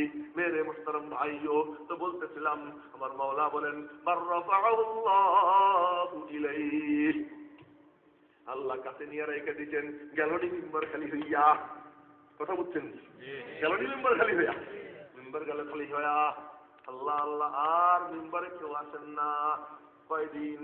একদিন না, 2 দিন না, 1 সপ্তাহ না, 2 সপ্তাহ না, 1 মাস না, 2 মাস না, 1 বছর না, 2 বছর না, 1 যুগ না, 2 যুগ না, 1 শতাব্দী না, 2 শতাব্দী না, একটানা 600 বছরের অধিক সময় মিম্বার খালি পড়ে থাকে। আর এই কানাই ঘাটের ভূমিতে 2 বছর বৃষ্টি না হয়, 2 বছরে কি হয় জানেননি? এই 2 বছরে জমিন ফাইটা চৌচির হয়ে যায়। চৌচির হয়ে জমিন হা করে আসমানের দিকে চাইয়া মনে মনে যেন বলতে থাকে আল্লাহ মেঘে দে পানি দে, আল্লাহ মেঘ দাও পানি দাও। মনে হয় আসমানের দিকে তাকাইয়ে বলে আচ্ছা বলেন তো, যেই মানুষের হৃদয়ে মাওলা সভাপতি হইয়া নূরের মিম্বরে বসাইয়া নূরানি বক্তা দিয়া নূর বিতরণের ব্যবস্থা করতেন, ওই নূর যখন বন্ধ হয়ে যায় মানুষের হৃদয়ের অবস্থা কি হয়? হাইটা চৌচির হয়ে যায়। ধর্ষণের চিৎকার, খুনের চিৎকার, ডাকাতির চিৎকার, চুরির চিৎকার, হত্যার চিৎকার, জীবন্ত কন্যা সন্তানকে মাটির মধ্যে গাড়ার চিৎকার। আগাছা পরগাছায় যেমন ভরে যায় জমিন, বৃষ্টি না হইলে এখানে কচু, ওখানে ঘেঁচু, ওখানে বিন্যা, ওখানে কাইসা, এই আবর্জনা আবর্জনায় পুরো দুনিয়াটা ভইরা যায়। বলে মানুষের হৃদয় এরকম আবর্জনায় ভইরা যায়, মানুষের মধ্যে আর কুত্তার মধ্যে কোনো পার্থক্য থাকে না, মানুষের মধ্যে আর শুয়ারের মধ্যে কোনো পার্থক্য থাকে না। এই যখন অবস্থা হয় মাওলারে জিজ্ঞেস করি মাওলা এমন কেন বানাইলা? একটু আগে আগে পাঠাইলে কি সমস্যা ছিল? মাওলার পক্ষ থেকে বলা হয় সূর্যের জন্য সূর্যের উপযুক্ত অন্ধকার লাগে। ছোট্ট একটা বাথরুমের জন্য মোমবাতি যথেষ্ট, ছোট্ট একটা কামরার জন্য 60 পাওয়ারের বাল্বই যথেষ্ট, এত বড় প্যান্ডেলের জন্য কয়েক হাজার পাওয়ারের লাইট দরকার, তাই না? মেরে মুহতারাম ভাইও, আমার নবীজি নবুয়তের সূর্য আল্লাহ পাক রব্বুল আলামিন অন্ধকার বানাইয়া, উপযুক্ত অন্ধকার বানাইয়া আল্লাহ তাআলা ওই নূরের মিম্বরে চড়ানোর জন্য নবুয়তের সূর্য নবীজিকে পাঠাইয়া দিলেন। এই যে তিনি আসলেন সভাপতি আল্লাহ, এই কথাটাই বলতেছিলাম, সভাপতি আল্লাহ, বক্তা হলেন মুহাম্মাদুর রাসূলুল্লাহ সাল্লাল্লাহু আলাইহি ওয়াসাল্লাম। কিন্তু কারবার কি?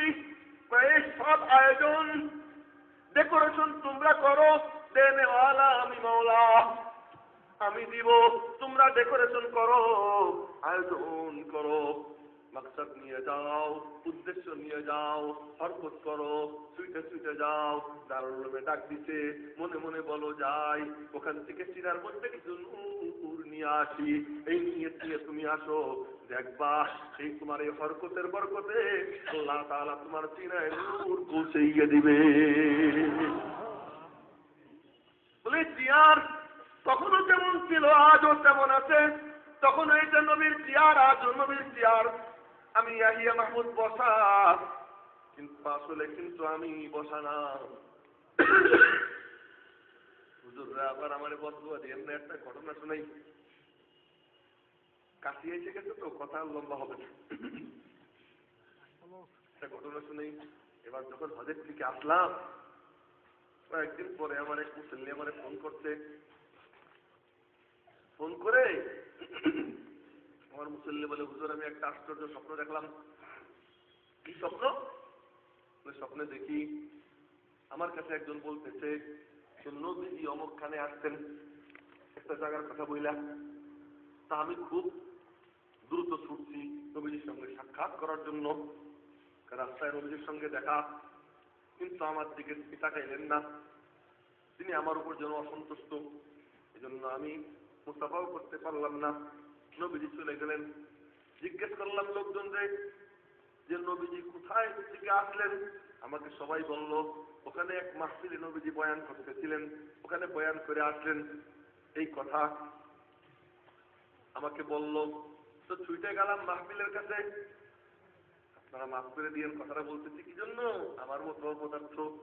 এরপরে সে লোক বলে, আমি গিয়ে দেখি যে নবীজি যেখানে বয়ান করতেছিলেন গিয়ে দেখি আপনি ওখানে বয়ান করতেছেন। আমার শুনুন, আমি বললাম যে আমার তো সাংঘাতিক অপদার্থ, কিন্তু এই যে নিষ্পত ওলামায়ে কেরামের নিষ্পত, বুজুর্গানে কিনের নিষ্পত, ওই নিষ্পতের বরকতে এই চেয়ারে যখন কোন আলেম বসে, তো তার পক্ষ থেকে আল্লাহ তাআলা তাকে দিয়া ওই কাম নেয় যেই কাম আল্লাহ তাআলা নবীজিকে দিয়েছেন। কাম হইতেই হয়, এই কাম ওখানে হইতো, আজও সেই কাম। আজ এই সমাজ কেন এত ধ্বংসের দিকে যাইতেছে, সমাজ কেন এত রসতলে যাইতেছে, আজ কেন এর দুরবস্থা সমাজের? সমাজের মানুষ খুব চিন্তা করে, গবেষণা করে, এর কারণ এই, সেই কারণ, সমাধান এইভাবে না সেইভাবে। আহাম্মকের দল জানে না আসল সমস্যা কোথায়, সমাধান কোথায়। এর মূল কারণ হলো এই সমাজ উলামা বিমুখ হয়ে গেছে, উলামামুখী না, উলামা বিমুখ। শব্দটা মনে রেখেন, এই সমাজ উলামা বিমুখ, উলামামুখী না। উলামা বিমুখ বলে এই যে মাহফিলে আমরা আইছি, ওই যে ভাই চেয়ারম্যান এখানে এসে মাইকে কথা বললো, দুর্লভপুরী হুজুরকে ধন্যবাদ, লক্ষ্মীপুরী হুজুরকে জিন্দাবাদ, সমস্ত মানুষকে কত ধন্যবাদ।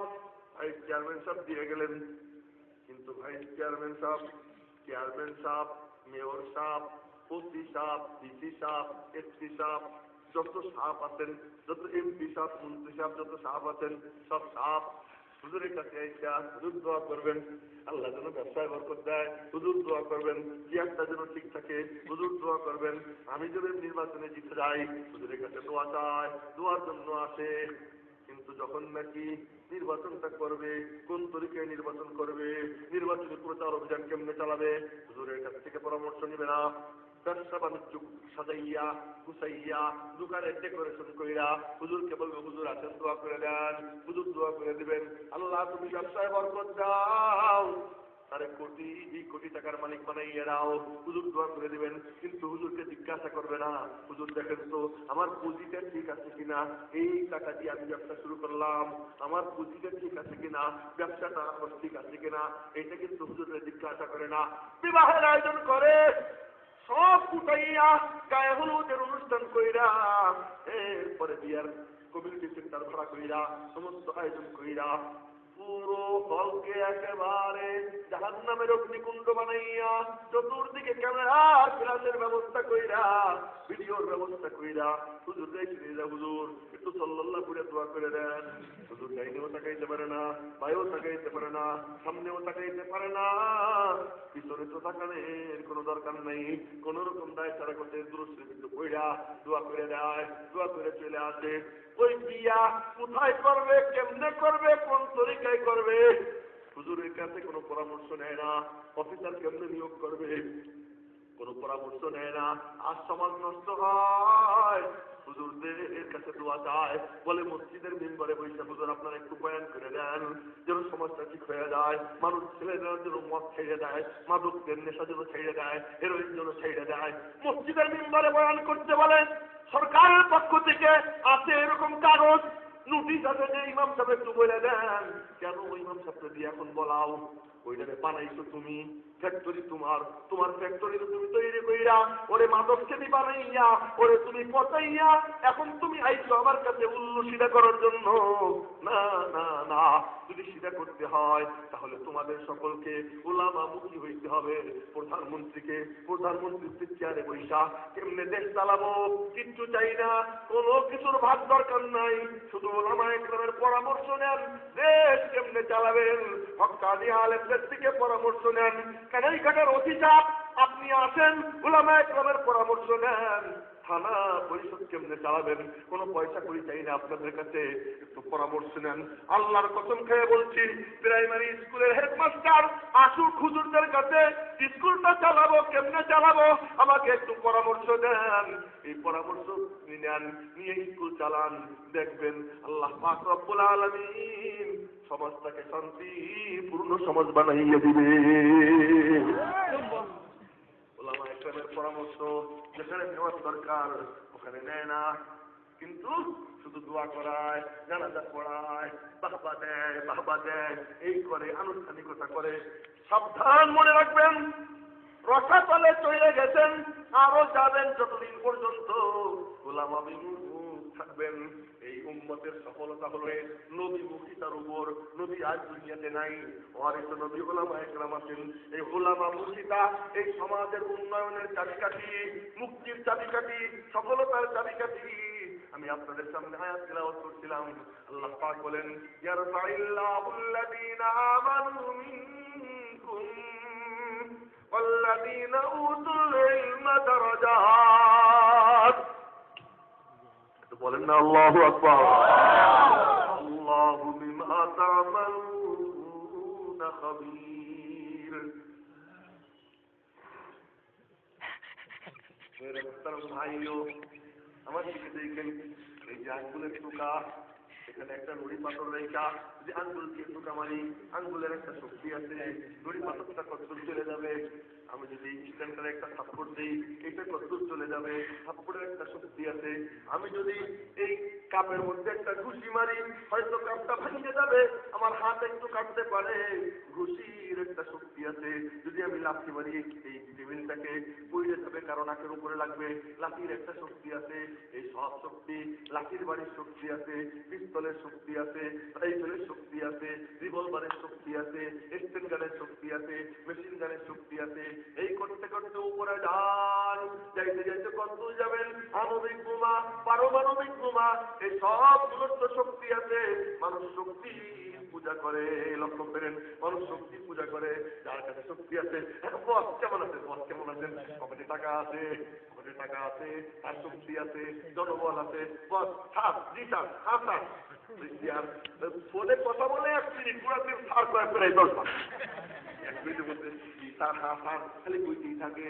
ঘটনা কি, স্যারের চেয়ার আছে, স্যারের শক্তি আছে, এখানে একটু কাইতে খাওয়া দরকার। ও মেরে মুহতারাম ভাই, ও শক্তির পূজা করে।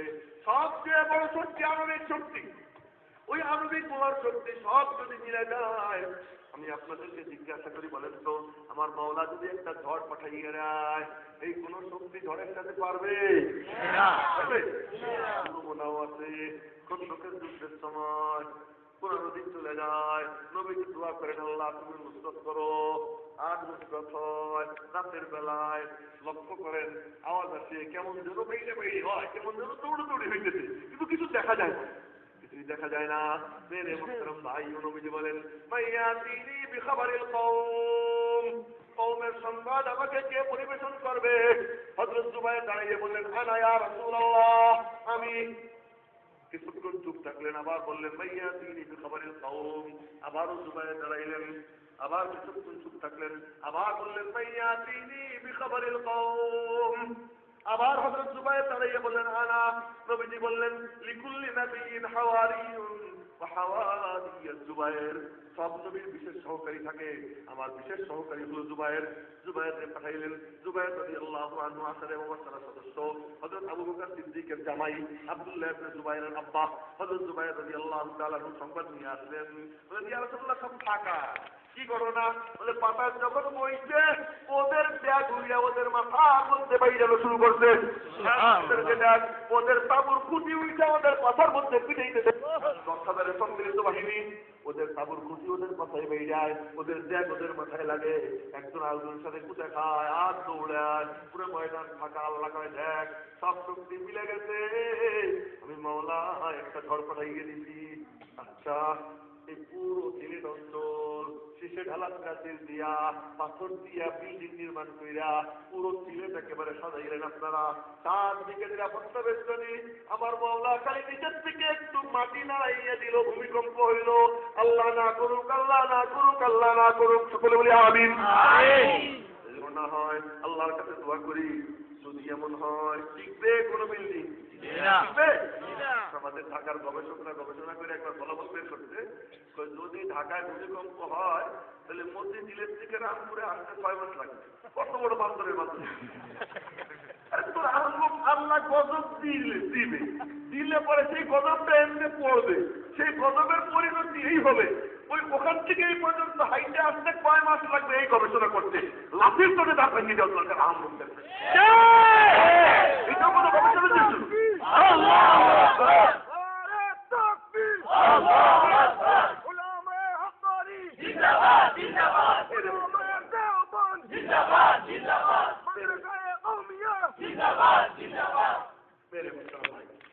এটাও কোনো গবেষণা দিয়েছিল?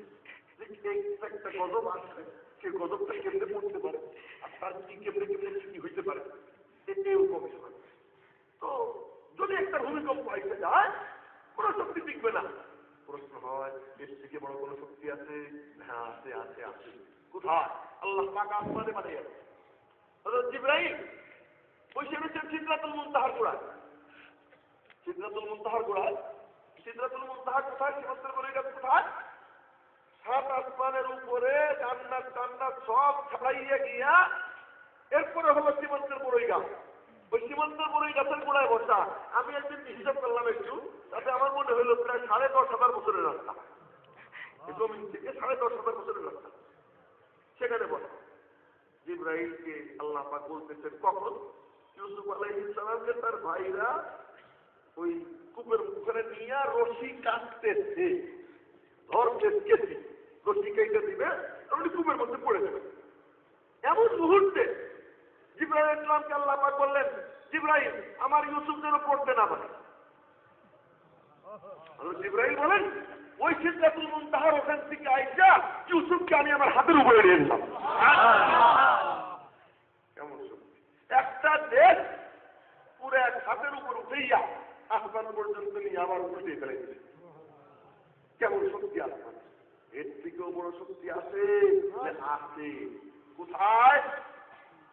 ইসরাফিল আলাইহিস সালাম সিংহা মুখের মধ্যে দিয়ে রাখছেন। আমার দিকে দেখেন, ইলতাকা মানসুর, সিংহা মুখের মধ্যে লুকমা বানিয়ে রাখছেন। আসকাল ইতান ওয়ারাফাল ইতান, এক কান নিচের দিকে এক কান উপরের দিকে। মনোযোগ দিয়ে কোনো কথা শুনতে গেলে বলে কি যেন আবার বলে, গভীর মনোযোগ দিয়ে শুনতে গেলে কান এরকম নিয়ে যায়। ইসরাফিল আল্লাহ পাকের হুকুম শোনার জন্য এক কান নিচে আর এক কান উপরের দিকে দিয়া সিংহকে লুকমা বানাইয়া রাখছেন। আল্লাহ পাক হুকুম করবেন, অনুফিকা ফিসসূর, হুকুম করবেন সিংহায় ফুঁক দেওয়া হবে। সিংহায় ফুঁক দিলে কি হবে? অনেক আলোচনা কোরআন শরীফে, অল্প একটুখানি শুনাই। বিসমিল্লাহির রহমানির রহিম। আল কারিআ মাল কারিআ ওয়া মা আদরাকা মাল কারিআ ইয়াওমা ইয়াকুনুন নাস কাল ফারাশিল মাবসুস ফাতাকুনুল জিবাল কালইহনিল মানফুস, ওই ফুটে পাহাড়গুলো তুলোর মতো উঠতে থাকবে। সুবহানাল্লাহ, মাত্র 3 জন। ওই ফুটে পাহাড়গুলো তুলোর মতো উঠতে থাকবে। কত বড় শক্তি! বলে এর থেকেও বড় কোনো শক্তি আসেনি? আছে? নাই করে ফেলে। এই জন্যই তো আমরা পাই না। আল্লাহু ওয়া রাসূলুহু আলাম, আমিও জানি না, আপনিও জানেন না, আল্লাহ এবং তার রাসূল ভালো জানেন। আছে কোন শক্তি? আল্লাহ পাক বলেন, ইয়ারফাইল্লাহুল লাযীনা আমানু মিনকুম, তোমাদের মধ্যে যারা মুমিন আমি মাওলা তাদেরকে সবার উপরে উঠাইয়া দে। সবার উপরে এই তাকওয়াওয়ালা ঈমান যার নসিব হয়ে যায়, তাকওয়াওয়ালা ঈমান যার নসিব হয়ে যায়, জিবরাইলের উপরে উঠে যায়, মিকাইলের উপরে উঠে যায়, ইসরাফিলের উপরে উঠে যায়। কেমনে? তাকওয়াওয়ালা ঈমান যার নসিব হয়ে যায়, সে যেদিকে হাঁটা দেয় মাওলার কুদরত তার সঙ্গী হয়ে যায়। এই তাকওয়া আছে কি দিয়া? এই তাকওয়া আছে কি দিয়া? তাকওয়া আছে মারিফত দিয়া। মারিফত মানে পরিচয়। যে যারে চেনে সে তারে ভয় পায়, যে যারে চেনে না সে তারে ভয় পায় না। এই মারিফতের দ্বারা আছে ভয়। ওই মারিফত আছে কি দিয়া? বলে মারিফত আছে ইলম দিয়া। সেই ইলমের কি শান, ইলমের কি ঈমান। আমার মাওলা বলেন, ওয়াল্লাযীনা উতুল ইলমা দারাজাত, তাদেরকে আমি মাওলা ইলম দান করছি, তাদের মর্যাদার কোন সীমা পরিসীমা নাই। তাদের মর্যাদার কোন সীমা নাই। দারাজাত আল্লাহ তাইকে দিতে, দারাজাত অনেক অনেক দরজা, অনেক অনেক মর্যাদা। কেন? বলে ইলম আল্লাহর সিফাত। কেউ যদি প্লেনে চড়ে, যারা হজে যায় বা বিদেশে যায়, প্লেনে যখন চড়ে ৩৬,০০০ ফিট উপরে উঠে যায়। ৩৬,০০০ ফিট উপরে কেমনে উঠে? ফালাইতে ফালাইতে উঠে, ফালাইতে ফালাইতে উঠা লাগে না। ট্রেনে বসে সিটে বসে চা খাইতে থাকে, পান খাইতে থাকে, গল্প গুজব করতে থাকে। উপরে কেমনে উঠে টেরো পায় না। কেন? বলে প্লেনও উপরে যায়, সে এমনি উপরে চলে যায়। ইলম আল্লাহ তাআলার সিফাত। এই সিফাত যে অর্জন করে, এই গুণ যে নেয়, মাওলার সঙ্গে তার কানেকশন হয়। মেহনত করা লাগে না, বিনা মেহনতে মাওলা তার উপরে উঠিয়ে দেয়। আল্লাযীনা উতুল ইলমা দারাজাত, ইলমওয়ালা যারা আল্লাহ পাক রব্বুল আলামিন তাদেরকে উপরে উঠিয়ে দেয়। ওই ইলম কোন ইলম? ওই ইলম আমার মাওলা পাকের সিফাত, কোরআনে কারীমের ইলম, ওই ইলম সুন্নাতে রাসূলের ইলম, ওই ইলম আল্লাহ তাআলা উলামায়ে কেরামের সিনায় জমা রাখতেন। ওই ইলমের হেফাজতের মার্কাজ এই দারুল উলুম কানাইঘাট, এই জাতীয় মাদ্রাসা আমাদের আকাবিরের প্রতিষ্ঠান, ওই ইলমের হেফাজতের মার্কাজ। আমরা কারো তোয়াক্কা করি না, আমরা কারো পরোয়া করি না।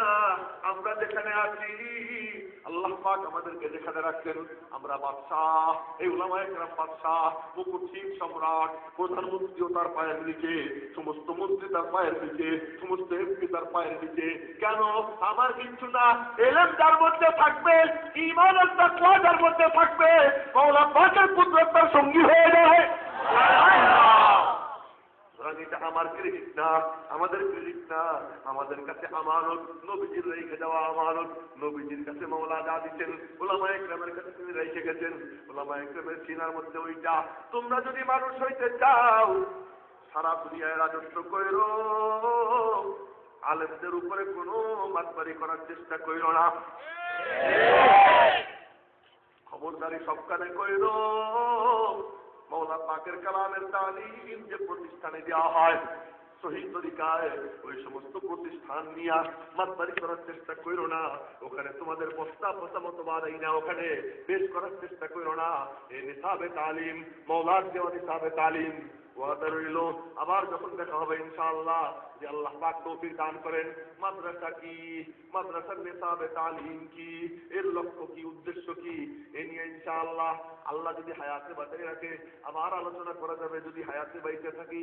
আর যদি না থাকি, দোয়া চাই আল্লাহ যেন ঈমানের সাথে মওত নসিব করে দেয়। আল্লাহ পাক যেন এই বুজুর্গদের সঙ্গে আল্লাহ তাআলা যেন আজ যেমন একসঙ্গে বৈশা গল্প সল্প করলাম, আল্লাহ পাক যেন দোষের উপরে পর্দা দিয়া হাসরের ময়দানে একসঙ্গে এইরকম গল্প সল্প করতে করতে আল্লাহর নাম জপতে জপতে আল্লাহ পাক যেন আমাদেরকে জান্নাতে যাবার তৌফিক দান করেন। আল্লাহ পাক ভুল ত্রুটি মাফ করেন, সহি শুদ্ধটুকু কবুল করেন। আল্লাহ পাক যেন এই মাদ্রাসাকে এবং সমস্ত দ্বীনি মাদ্রাসাকে আল্লাহ পাক নিজের প্রতিষ্ঠান হিসেবে কবুল কইরা এর সমস্ত জরুরত আল্লাহ তাআলা তার গায়েবে খাজানা থেকে পূরণ করে দেন। সকলে বলি আমিন। হ্যাঁ, ও আমি তো ওই যে এটা তো পারছি, এটা তো পারবই। আর